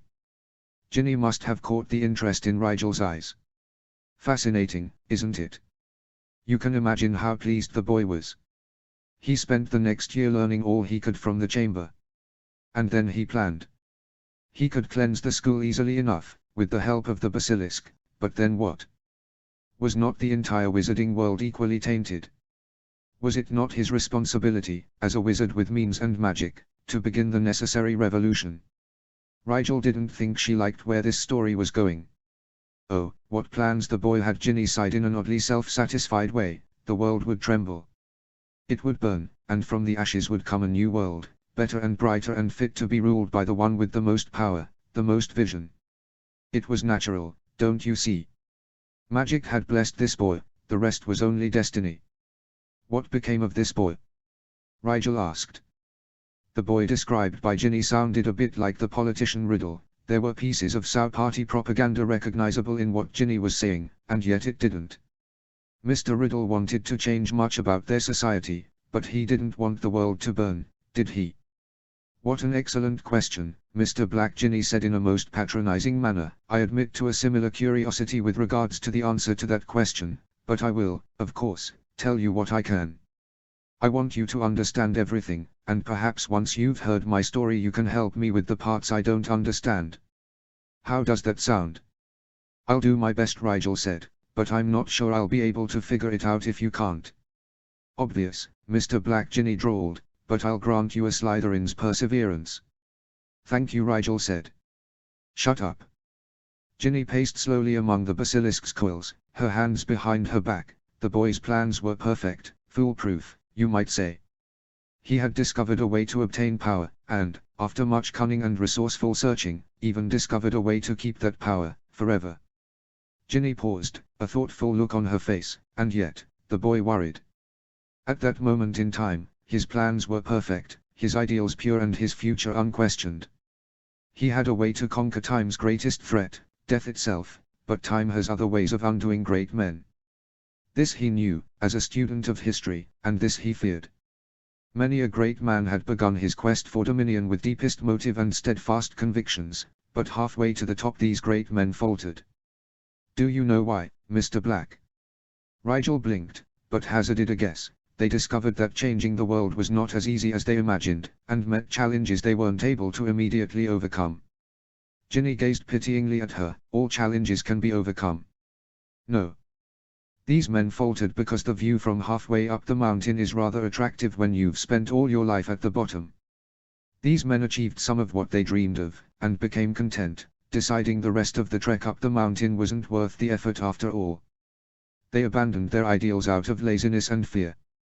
You see, when a man is at the bottom of a mountain, he doesn't fear falling down it. Halfway up the mountain, however, the bottom starts to look a lot further than they remembered. Those men forsook their original, worthy designs in order to preserve the little they had already achieved. It sounded to Rigel as though such men merely knew when to stop. The road to the top of the mountain was neither easy nor guaranteed, or else everyone with a set of hiking boots would stand there. Greed destroyed great men too, as any student of history also ought to know. Reaching too far too soon was the easiest way to get knocked back down. Luckily, this boy anticipated the possibility of future hesitation. Ginny went on. He formulated another plan, a way to counteract time's propensity to warp and twist that which it can lay its claws into. Do you know what the most amazing kind of magic is, Black? Come, take your guess. What magic do you find the most impressive, the most magical, to use the Muggle sense of the term ironically? Rigel bit the inside of her lip in thought. I suppose the most amazing magic is that which effects changes only magic can bring about. Yes, very good, Ginny said, a slightly intense smile on her face. Like what? Can you give a specific example? Rigel thought some more, mostly to take up as much time as possible. It wouldn't be destructive magic, since you could easily destroy things without magic. Manipulation magic was tempting, but one could manipulate both things and people using physics and psychology. It was just slower and more roundabout. Transformation magic was amazing, and without magical means there wasn't really a way to completely change one thing into another, but it didn't seem to be the answer Ginny was looking for. Finally, Rigel said what she thought the real Archerus Black would say. Healing is the most amazing magic, she said.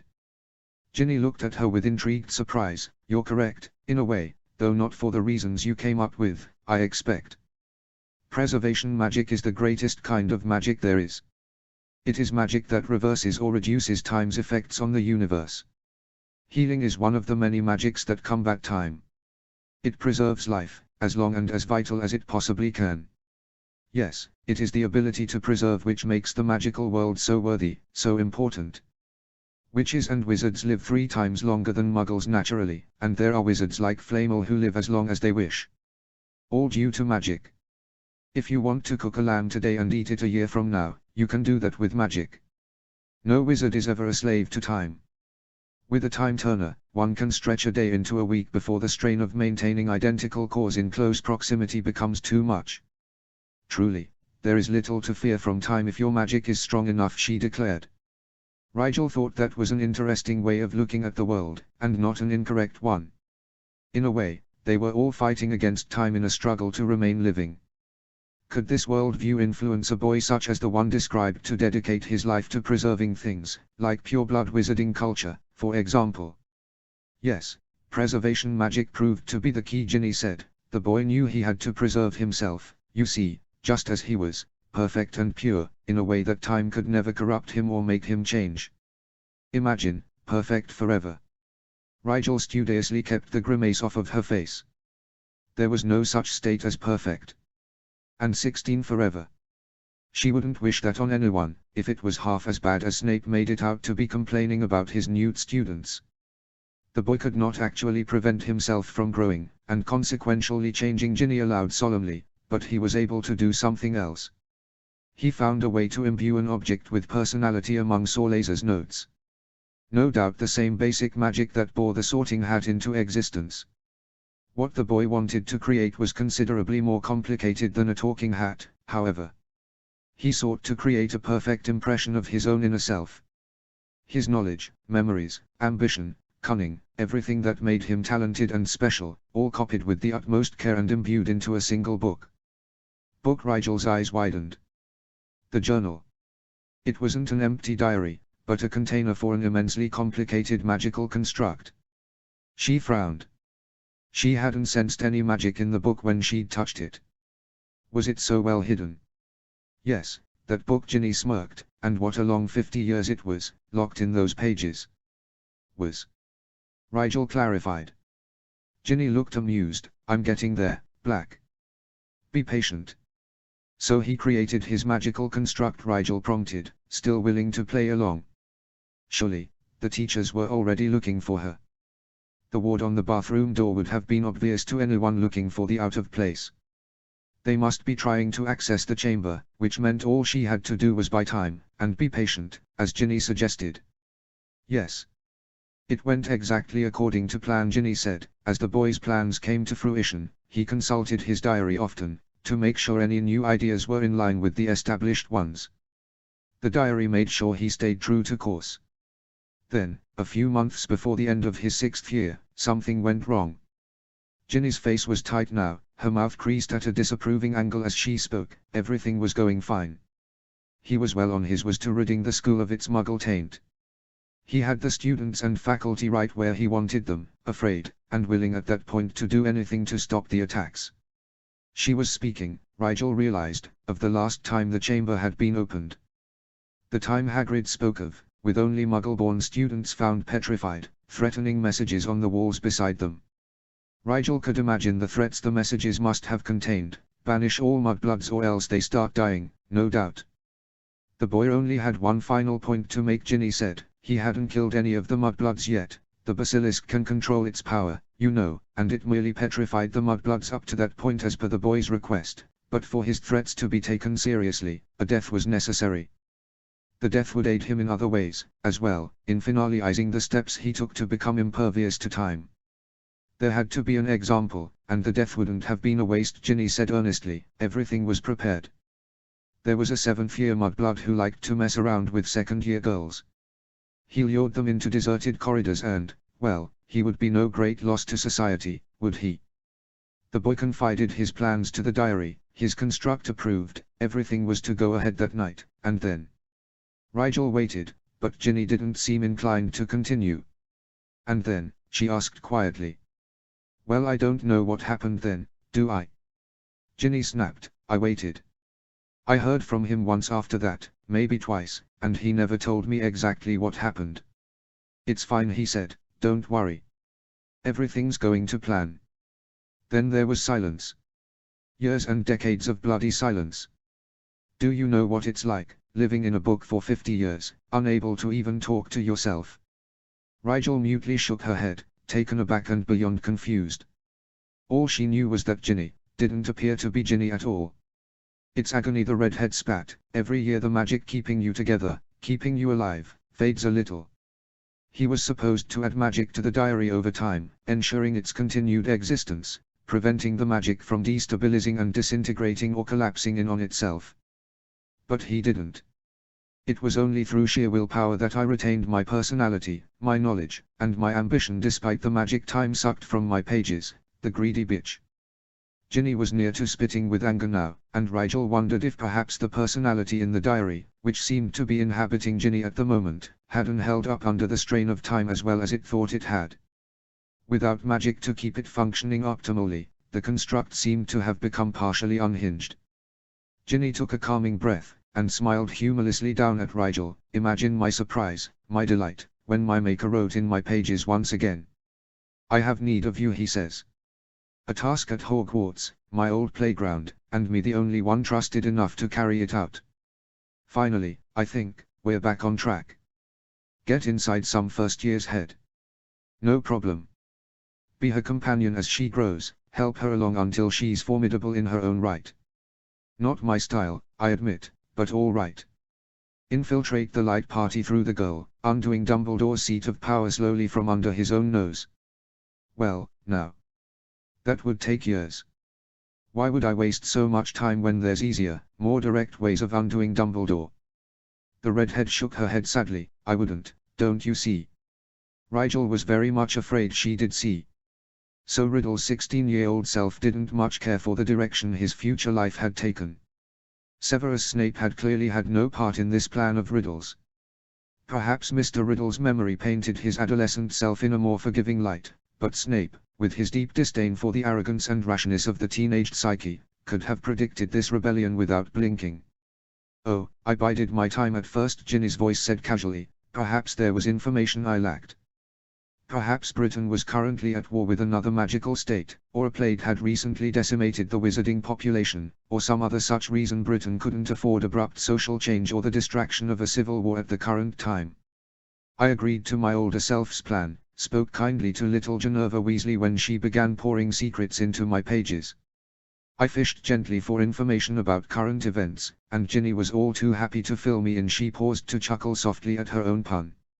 "My disappointment knew no bounds when I realized my failure to revolutionize the world the way I'd planned was due not to an inadequacy of the times, but to an inadequacy in myself. Well," she amended after a moment, "not myself. I am perfect, unchanged by time, and unwilling to settle for a life spent in mediocrity." Another fat plutocrat slowly turning the political hamster wheel in circles. Rigel felt oddly compelled to defend Riddle Sr. against his younger self's accusation, but quickly checked the impulse. No need to make the insane magical construct angrier. It became apparent that I would have to take things into my own hands. The construct continued speaking, as though determined to lay the whole story at Rigel's feet, but of course, I had no hands. All I had was Ginny. Poor, scared, little Ginny. Do you know what Ginny was most afraid of? Like a light going on, or perhaps more appropriately like a kick to the stomach, the answer came to her. The sleeping sickness, she said, realizing how Riddle Jr., as she decided to call him, had played on that fear so effectively. Very good, Blackett smiled through Ginny's teeth so sweetly. When her brother Ronald wrote to her of the sickness, the fear of having her mind invaded took root in her heart. I admit, I helped it flourish there. I told her stories about what terrible things wizards could do to one another's minds. She begged me to help her protect herself. It was easy, I told her. As a mere magical construct, I could live in her head if she wanted. She could talk to me whenever she liked, and I could protect her mind from invasion. She hesitated for a little while, but soon the fear became too pressing, and she opened her mind willingly to her dear friend Tom. You possessed her, Rigel surmised, not completely at first, but eventually you had complete control. Ginny didn't know she was the one opening the chamber and petrifying kids. Of course she didn't, Riddle Jr. snorted. It took some time before she suspected the memory loss wasn't just a side effect of the meditation techniques she was trying to learn. Thanks for that, but the way. When she learned you were studying occlumency, too, it greatly reassured her that she had done the right thing by protecting her mind. Rigel felt sick, and the feeling grew stronger as the construct kept talking. Ginny helped me open the Chamber of Secrets, unleash the basilisk, kill the Squib's cat, write the messages on the walls, everything, Riddle Jr. gloated. You'd already possessed her when you tried to steal my belladonna, Rigel said. Yes, Ginny's face was made to frown. My possession was not very good at that point, I admit. I hadn't meshed completely with Ginny's magic yet, and so the wand rejected me when I attempted to use it for complicated or powerful spells. I had to rely on brute force to make her magic work for me, and still it was temperamental. I think our magics are just too incompatible. She leans closer to neutral than to light, but still, it took some time to gain complete control over her magic. Rigel wasn't sure the construct had complete control, as some of its spells had been a bit shaky, a bit rushed, a bit blunt, looking back on it. Still, it had been enough to neutralize Rigel. She could still feel the shield he'd wrapped her in, like a web of sticky magic crawling over her skin, suffocating her own magic within her. I had to make the girl buy the poison over the holidays, Riddle Jr. recalled. It left my little monster vulnerable for longer than I liked, but one makes do. Yes, Ginny was exceedingly useful, until she started to notice what I was doing. She became suspicious of my presence in her head, and tried to find other ways to protect her mind, though she didn't have much success. Rigel felt ashamed of herself. How many times had Ginny come to ask her about occlumency? Rigel had seen that the girl was exhausted, stressed, and afraid, but she hadn't looked further into the problems of a first-year Gryffindor. Her own problems had seemed so important at the time. Then she tried to get rid of me by throwing out my diary, Riddle Jr. said, amused, as if that would help. I'd cut ties with the book the moment Ginny let me into her head. If I was still anchored there, it could be used against me, after all. When I saw you with it, paging through those archives so eagerly, I knew something had to be done. Eventually, you'd figure out to whom the diary belonged, and maybe you'd figure out who was making the basilisk petrify students, too. I didn't know how much you knew. It had to be done. This way is better, in a way. Ginny's use only extends so far. Her magical reserves are remarkable for a child so young, but she has no natural talent to speak of. You, though. The construct tilted Ginny's head consideringly. The Black Scion has a prominent social position awaiting on either side of the party line, according to little Ginny's limited grasp of the political situation. A Parselmouth, unexpectedly, which means I wouldn't even have to hide my gift. And that trick you pulled with the sleeping sickness, yes, you've clear potential, little snake. You'll make for a much more useful host, I think. Host, Rigel repeated numbly, that's why you haven't killed me yet. That's right, the construct said. Your survival is guaranteed. Does that comfort you? It's going to be an impressive tale. Would you like to hear it? A glimpse of one's future is a rare opportunity, a fitting gift for the host of Lord Voldemort. Rigel blinked. Lord Voldemort is me, Riddle Jr. said smugly. He lifted Ginny's wand and began to trace letters in the air. Tom Marvolo, Riddle, the letters read. Rigel thought for a moment that Riddle's middle name seemed out of place between his overwhelmingly ordinary first and last names, but she wasn't sure where Riddle's construct was going with this. The letters rearranged themselves at a twitch from Ginny's wand. I am Lord Voldemort.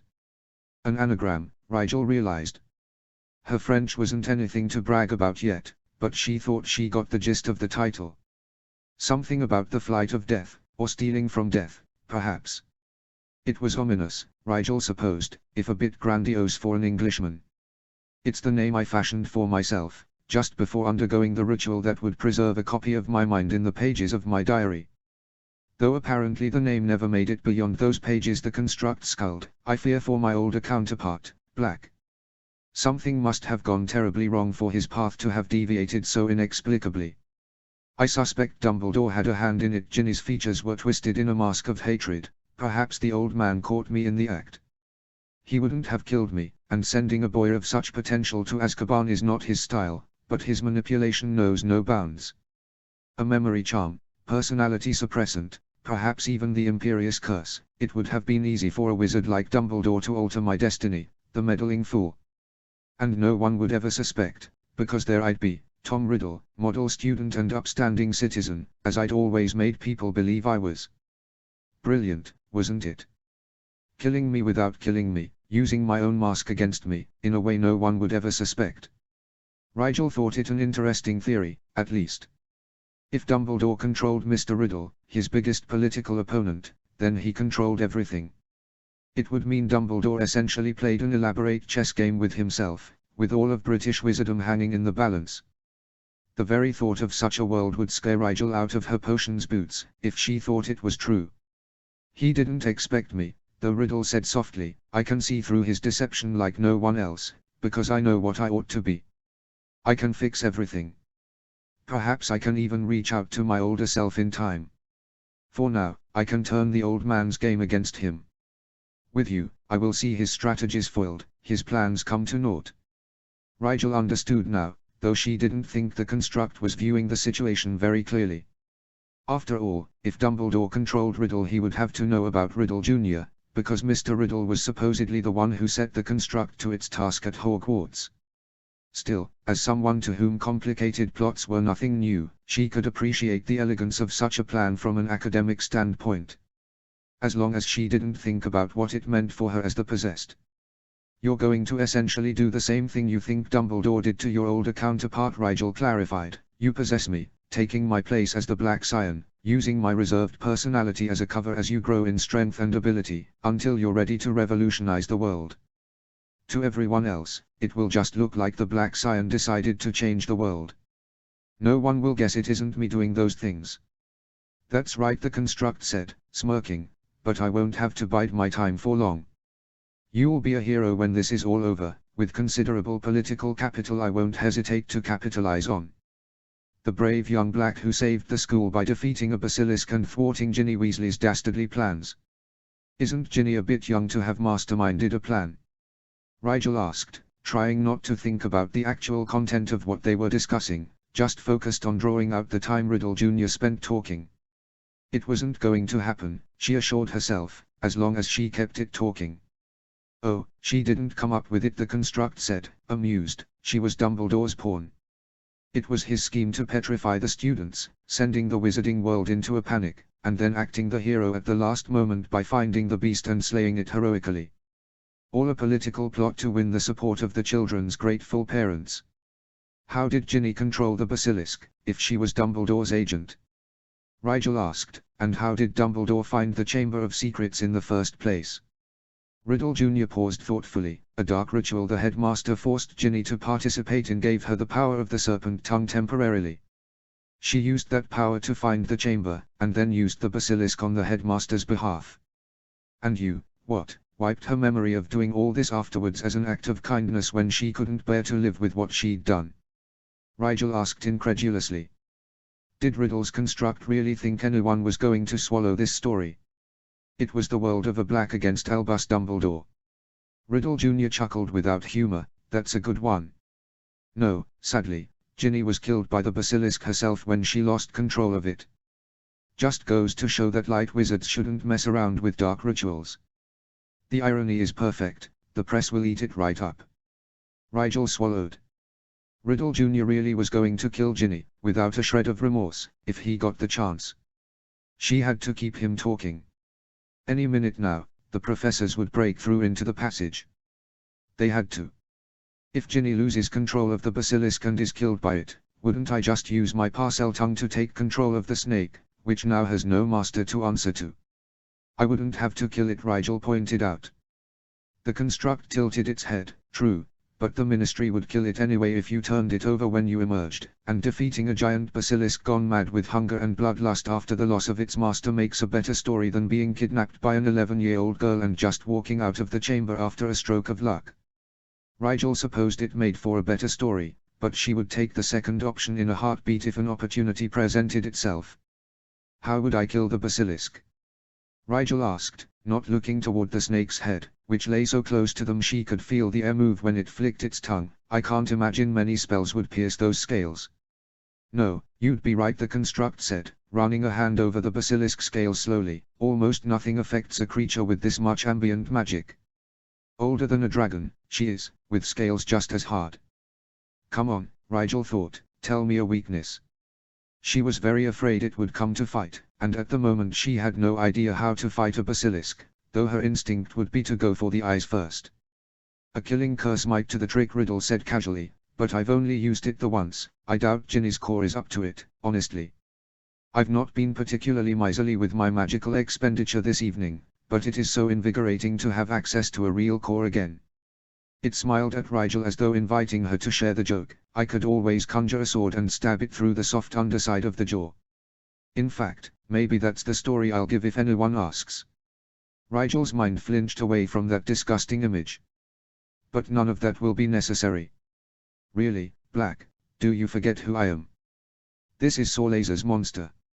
It will die when I bid it to. Ginny's face was alive with cruelty. Rigel couldn't understand what the construct meant for a moment. Then it spoke, soft and cajoling. Beast Riddle Jr. hissed, attend to me. Yes, Master the Basilisk replied at once. Return to your lair, the construct said dismissively. Rigel's chest eased with relief. She'd been filled with dread at the look on Ginny's face, the madness and the sickness in the construct's eyes. The basilisk uncoiled from around them, and it began slithering back toward Sorlaser's statue at the far end of the hall, eyes still closed. Wait, the construct hissed, amusement clear even in parcel tongue. The basilisk turned its head back inquiringly, turn in a circle. Rigel began feeling sick again as the great serpent did just that, turning back on itself obediently. Put your head to the floor, Beast Riddle Jr. said, openly sneering as the snake lowered its head to the grimy stone floor, tashed the flagstones. The basilisk scraped its tongue across the floor. It tasks of rot, Master, the snake said, and rats. Let me catch a rat, Master. Are you hungry? Riddle Jr. asked cruelty. So hungry, Master, the snake said longingly, bless, Master. It will feel good to bite into a real meal after so long, won't it, pet? The construct's eyes were bright with burning intensity. Rigel felt her own eyes smart with the beginnings of tears. There was something so very wrong about this. The basilisk was old, and starving. Probably maddened by its hibernation, too. Riddle was its master. The construct ought to take care of the creature, not. Yes, Master, the basilisk coiled in anticipation, let me rip, tear. Very well, Beast Riddle's construct said softly, bite yourself. Rigel flinched, and the basilisk scented the air in confusion. Master. Do it, the construct hissed fiercely, sink your fangs into your flesh. Now. The basilisk lashed, and its mouth enclosed its tail with a snap. The snake let out a great hiss of pain. It thrashed violently, coiling and uncoiling. Hurch, Master, make it stop. Bite again, the construct said remorselessly, harder. The basilisk, though trembling, obeyed. Its fangs met its body a second time, chunks of flesh ripped from its tail, blood, thick and greasy, poured onto the whole floor. Rigel turned her head to the side and vomited violently onto the stones next to her. The basilisk hissed in utter agony as it died, and Rigel heard every broken, unheeded plea it made to its cold master. Rigel didn't think she'd ever hated anything until that moment. She hated that thing of magic looking out from behind Ginny's eyes. Her magic beat in her veins like an ocean confined to a tide pool, but to no avail. The shield Riddle Jr. had wove against her skin held fast. It's a little-known fact that basilisks are susceptible to their own venom, Riddle Jr. said, as though remarking on an interesting weather anomaly. I believe they were bred that way, by the parselmouths of old, so that a speaker would always have a way of controlling the beasts if they got out of hand. Rigel couldn't believe that. To use a creature's natural defenses against it was cruel enough. To engineer a weakness in those defenses for such a purpose, it was unthinkably sick. Riddle Jr. walked Ginny's body across the hall to where the basilisk lay crumpled. The construct pointed Ginny's wand at the basilisk's mouth, and with a crack broke off one of the fangs. The construct levitated the fang back over to where Rigel sat, upper body still immobile, on the ground. At Rigel's apprehensive look, it laughed, not for you, little snake. I need your body alive, don't I? The venom left on this fang would kill you in minutes. No, this is for Ginny. I have to make it look like she was really killed by the basilisk, don't I? Riddle Jr. raised the fang over Ginny's arm, and Rigel blurted, don't. The construct paused, lips quirking, too late to stop me now, boy. Fine, Rigel shrugged, affecting a look of pity. Riddle's construct scowled, what? Rigel hesitated, but said, it just seems so obviously stupid, that's all. Don't get me wrong, I don't want to be possessed, but it seems a very ignoble way for Sorlaser's descendant to die. Spit it out, boy, it hissed. Once Jin is dying, you'll only have minutes to possess me before you die along with her, right? Rigel asked. I need only seconds, Riddle Jr. smirked. So sure, are you? Rigel tried to look condescending. Do you know how long I've been studying occlumency? I doubt you'll get inside my head so easily. I'm not inviting you in like Ginny did. You'll probably get stuck with no way in my head and nobody to go back to. Rigel forced a laugh. You can't even go running back to your diary, because you broke the connection to it, didn't you? You're better off just keeping Ginny. She's not a bad host, seventh born, I think. That's powerful magic. Or do you just not want to go through puberty as a girl? You little brat, the construct threw down the fang, snarling, we'll see how strong your shields are. I'll take your body, then let you feel your own hand stab the basilisk's fang into little Ginny's heart. Ginny's body slumped abruptly, but Rigel had already retreated into her own head, and was concealed inside her mountain by the time she felt the construct tear like a jawed beast through the mist at the edge of her mind. Its voice echoed around the mountain, cold and mocking, are these your so-called shields? Pathetic. Come out, little snake, or I will tear this mind to pieces. The words were punctuated by a shock like an earthquake going through my mindscape. Riddle Jr. was somehow blasting magic as her mountainside. Rigel had thought the construct's magic would be weak here. Hadn't it said its own magic was nearly drained away by time? It shouldn't be strong enough to do much damage, unless, Rigel groaned. It still had access to Ginny's magic. Since Ginny wasn't dying, Riddle Jr. hadn't broken his hold over her core. She had assumed if she could get the construct out of Ginny's head and into hers, Ginny could regain control of her body, which was not bound like Rigel's was, and help her. If the construct had somehow prevented Ginny from retaking her mind, though. It can't be easy to try to control two minds at once, Rigel thought. If I keep him distracted in my mind long enough, yes, this might work. Rigel turned quickly to the boy sitting blank-faced in an armchair by the Dicolab's fireplace, right where she'd left him. Stand by the door, she told her own construct quickly. As long as she gave it simple, specific instructions, it should work. If something comes inside, say, you can't come in here. If it speaks to you, say, you won't get away with this. Glare the whole time, then stay silent no matter what else happens. The construct that looked like Rigel Black stood and walked over by the cave entrance, a peacefully blank expression still on its face. It wasn't impressive, especially compared to a construct like Riddle's, but it would have to do. Rigel fled down the trapdoor, willing it to conceal itself behind her as she ran through the maze of tunnels. She whispered the password to her space room, flinching as her mind shuddered again under Riddle Jr.'s onslaught. She felt immediately more secure once she'd sealed herself inside her mental safe house. Everything important was kept here. Riddle's construct might gain partial control over her mind, but he couldn't get to everything until he got through that last door. Most importantly, he couldn't use her magic without access to her mental core. Speaking of, Rigel winced at the sight of her son. She had spent a lot of magic imbuing potions with Snape earlier that evening. Her core regenerated at a good rate, but it was still noticeably diminished from its usual radiant heat. No time to worry about it now, though. After double-checking to be sure she'd altered her eye color to suit a black, Rigel dived into the sun, her consciousness quickly emerging from the other side of her physical core.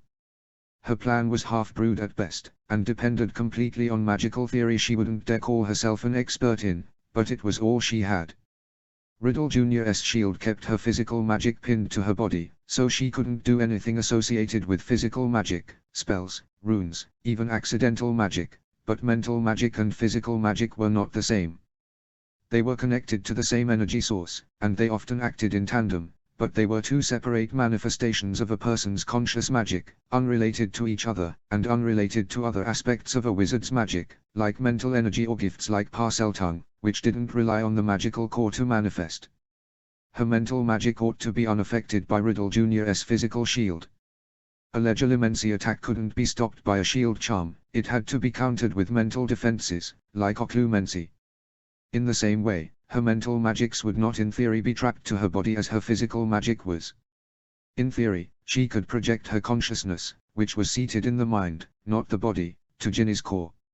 In theory. In the end, theories didn't matter, because this was her only chance. Rigel estimated the distance between her body and Ginny's, stretched out her mental senses, and leaped. She almost didn't sense Ginny's core at all. It was very different from the last time she'd sensed it, but it was the only core in proximity, so Rigel locked onto it all the same. When she got a good look at it, she was disgusted.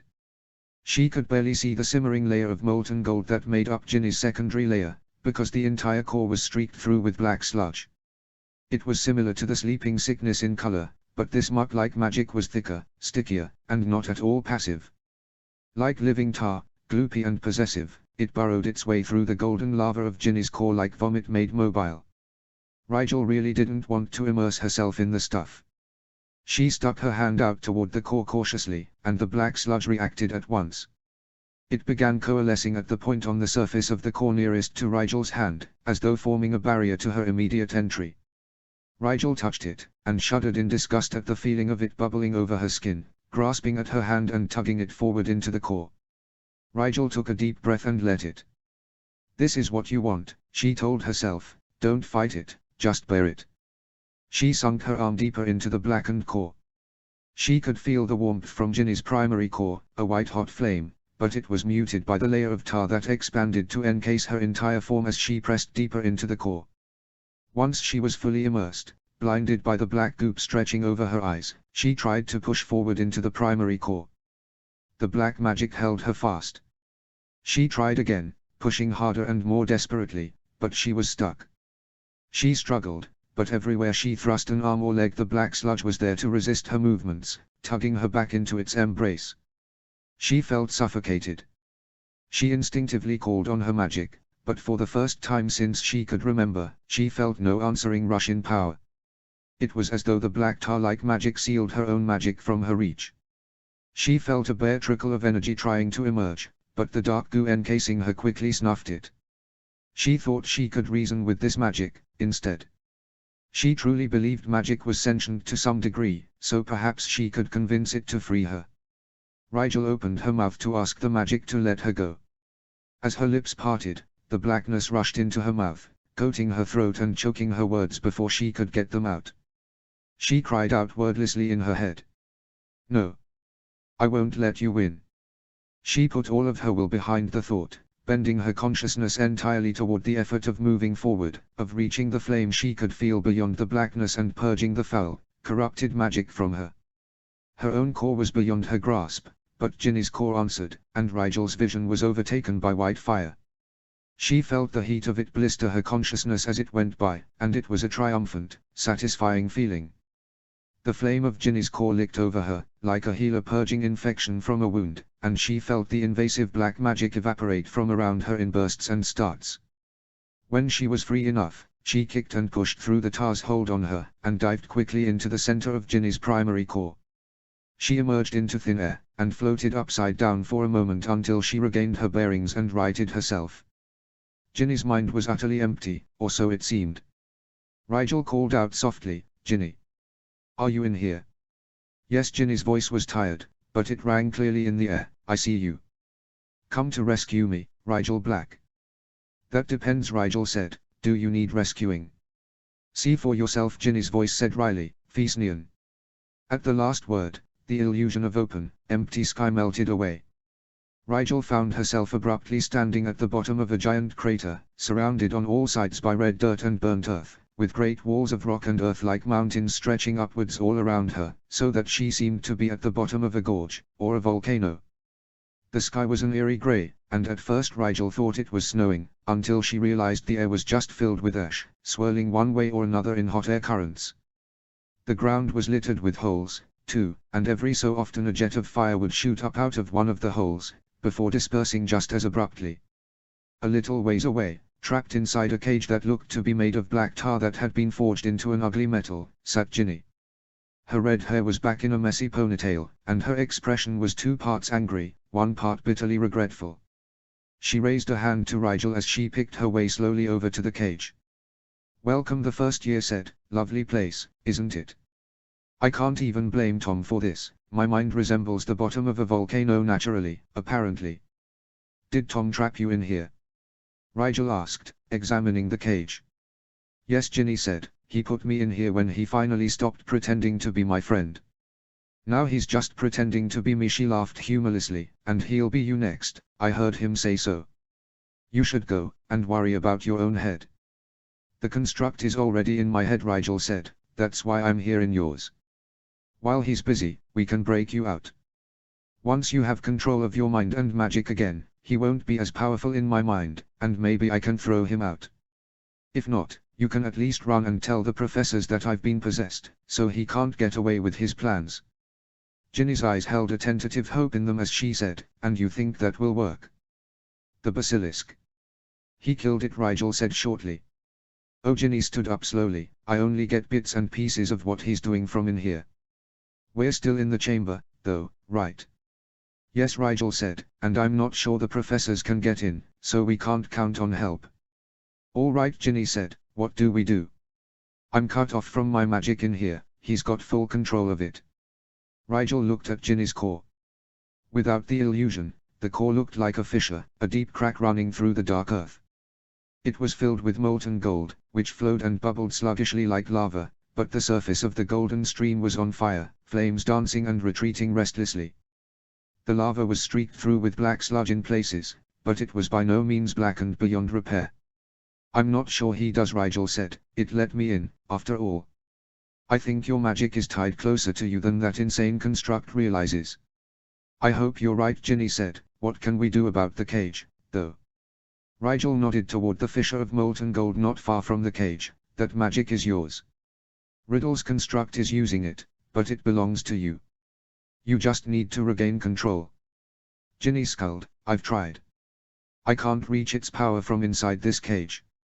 It's like the bars disconnect me from my magic." "The construct did something similar with my magic," Rigel said thoughtfully. "It bound my magic to my body, so that I couldn't project it beyond my skin. Maybe it used the same sort of shield, only mental instead of physical, to separate your consciousness from your magic." Rigel would be fascinated if that were the case. She hadn't considered the possibility of adapting actual physical spells for mental use, but it would greatly expand the pool of possibilities as far as mental defenses were concerned. "Then I won't be able to use my..." Ginny trailed off, a struck look on her face. "Tom is using my magic." "Yes," Rigel said, frowning. "He probably won't let go of his hold on your mind and magic until he's taken control of mine. But if he can use my magic, other people can, too," Ginny said, a slow smirk growing on her face. "Not just anyone," Rigel pointed out. "They'd have to have access to your mental..." "Oh. That's rather obvious, when you put it like that." Ginny was full out smiling now. "You can destroy the cage. You don't have access to your magic, but you can use mine. Once the cage is destroyed, I can take back my magic, and without it Tom won't stand a chance against the both of us." Rigel nodded. She stretched out her hand toward Ginny's core, and asked the magic to respond. It was slow to answer at first, and Rigel could see the black sludge mixed into the magic trying to prevent the golden liquid from moving around, but eventually the magic churned enough to overflow. A small stream of molten gold spilled across the ground, flowing steadily toward the black metal cage. The earth sizzled and hissed where the gold rolled across it, and when the little stream of liquid magic finally touched the base of Ginny's cage, the bars trembled and shook. Rigel guided the magic as best she could, though it was clumsy work. She just didn't have the instinctive connection with Ginny's core that she did with her own.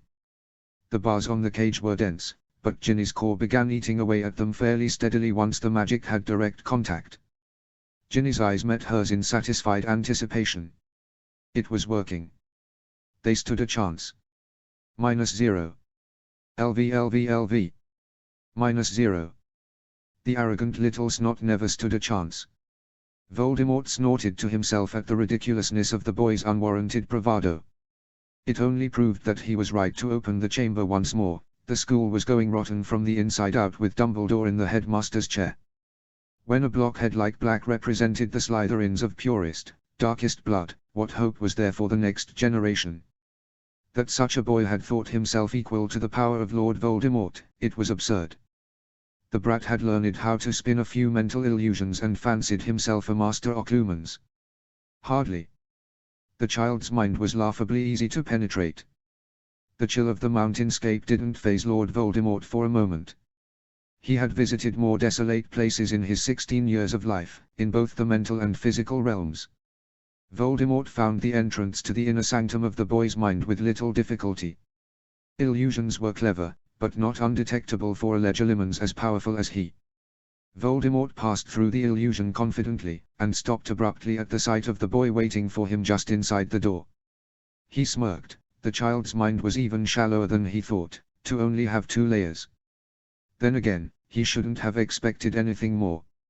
Future host of Lord Voldemort or not, a child was still a child, and this one educated under Dumbledore's thumb. It was a miracle he'd even heard of occlumency, really. "You can't be in here," the boy said, glaring at him rather stoutly. Voldemort indulged in a low chuckle. "And just what are you going to do about it?" "You don't have the power to stop me, boy." The boy simply kept glaring. "You won't get away with this," he said. "We'll see about that," Voldemort sneered. He jerked at the magic under his control, exerting all of his considerable will to make it do as he directed. Little Ginny's magic was becoming harder to control the longer she considered him an intruder to her mind, and being mentally somewhat removed from the source only exacerbated the problem. Still, he was not Lord Voldemort for nothing.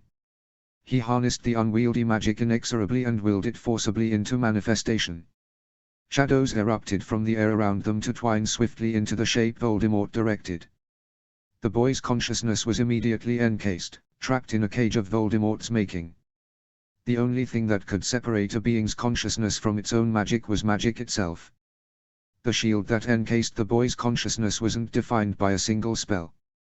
It was primarily raw magic, given shape only because his mind conceptualized it as a cage, but it provided the perfect buffer between a person's consciousness and his magic. The technique was used often by healers who needed to block a patient's access to his magic while they healed him, as a person's magic could easily lash out at a perceived threat while the patient wasn't aware enough to prevent it. For Voldemort's purposes, it cut the boy off from his magical core completely. Without its owner's interference, magic was easily controlled by another, provided that other had the necessary willpower. "Not so confident now, are you, little snake?" Voldemort taunted the boy trapped within the cage of his magic. "You will learn, as the world will learn, not to question Lord Voldemort's power." The boy didn't answer, just kept glaring at him. Voldemort sneered with annoyance. What was the point of gloating if the boy wasn't even going to react with a satisfying amount of outrage? A pity, the little Slytherin had until that point been a very accommodating victim. Voldemort surveyed his surroundings. There was a fireplace with a couple of armchairs nearby. Did the boy think to entertain guests in his mind? What nonsense. The rest of the cave had been set up to resemble a potions laboratory. Yes, Voldemort had heard of the boy's interest in the subject while occupying Ginny's mind. There was also a series of cabinets lining the walls, filled to bursting with scrolls. Voldemort smirked. Those would be the memories. Not the most original method of memory storage he'd heard of, but at least they were organized. It would be easy to find the information he needed to pass as the boy, once the possession was complete. Speaking of, where was the boy's magical core? Water type or fire type, he wondered aloud. The icy mountain and the boy's passive personality would suggest the former, which meant he should be looking for a spring of some kind, or perhaps an iceberg if the boy had a true ice core. Then again, the inner sanctum of the boy's mind was warm, not cold. He might be a fire type after all. Voldemort frowned. The fireplace by the armchairs was roaring cheerfully, but it didn't feel like a core should. It seemed to be merely another magical illusion. Perhaps that was the illusion.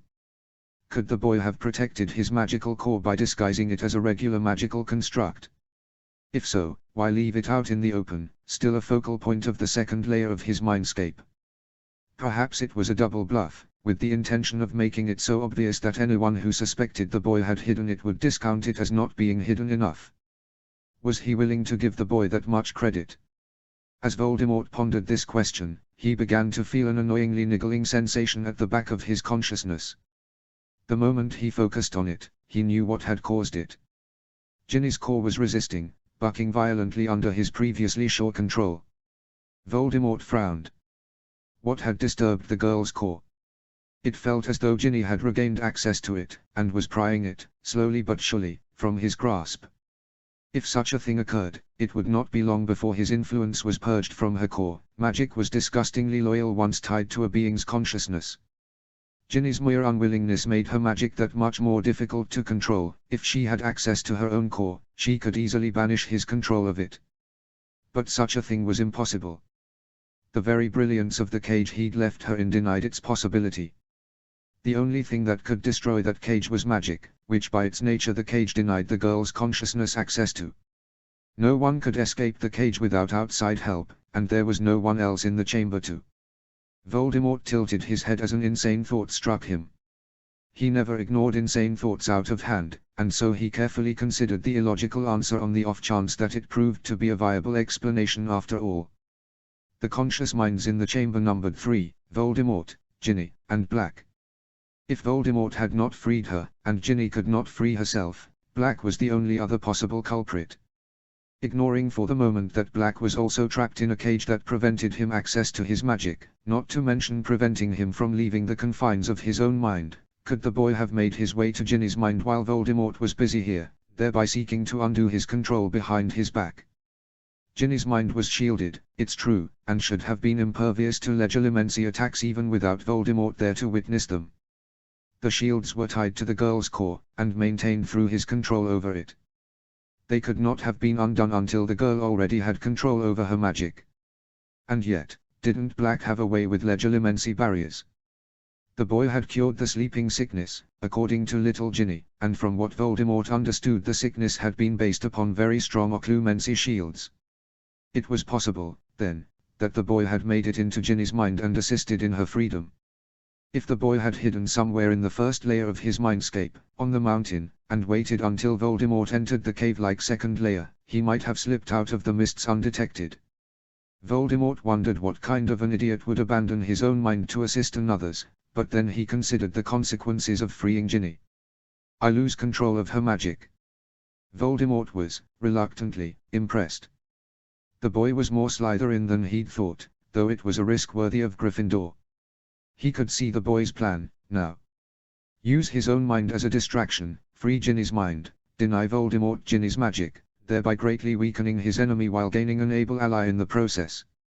And to make sure his enemy didn't suspect his duplicity, Voldemort's face darkened. He had been tricked into a false sense of security, thinking he already had the boy trapped. He turned to regard the boy glaring at him from within the cage. What are you, then, he wondered. He stepped up to the bars and peered at the boy through them. If this was a magical construct, it was a rather good one. Nowhere near the perfection of himself, admittedly, but the likeness was spot on. Most people could not make so accurate an image of themselves. Was it sentient? I am going to kill Draco Malfoy, he said casually. I'm going to use your body to lure him somewhere private. Then I'm going to bind and gag him, because I won't kill him quickly.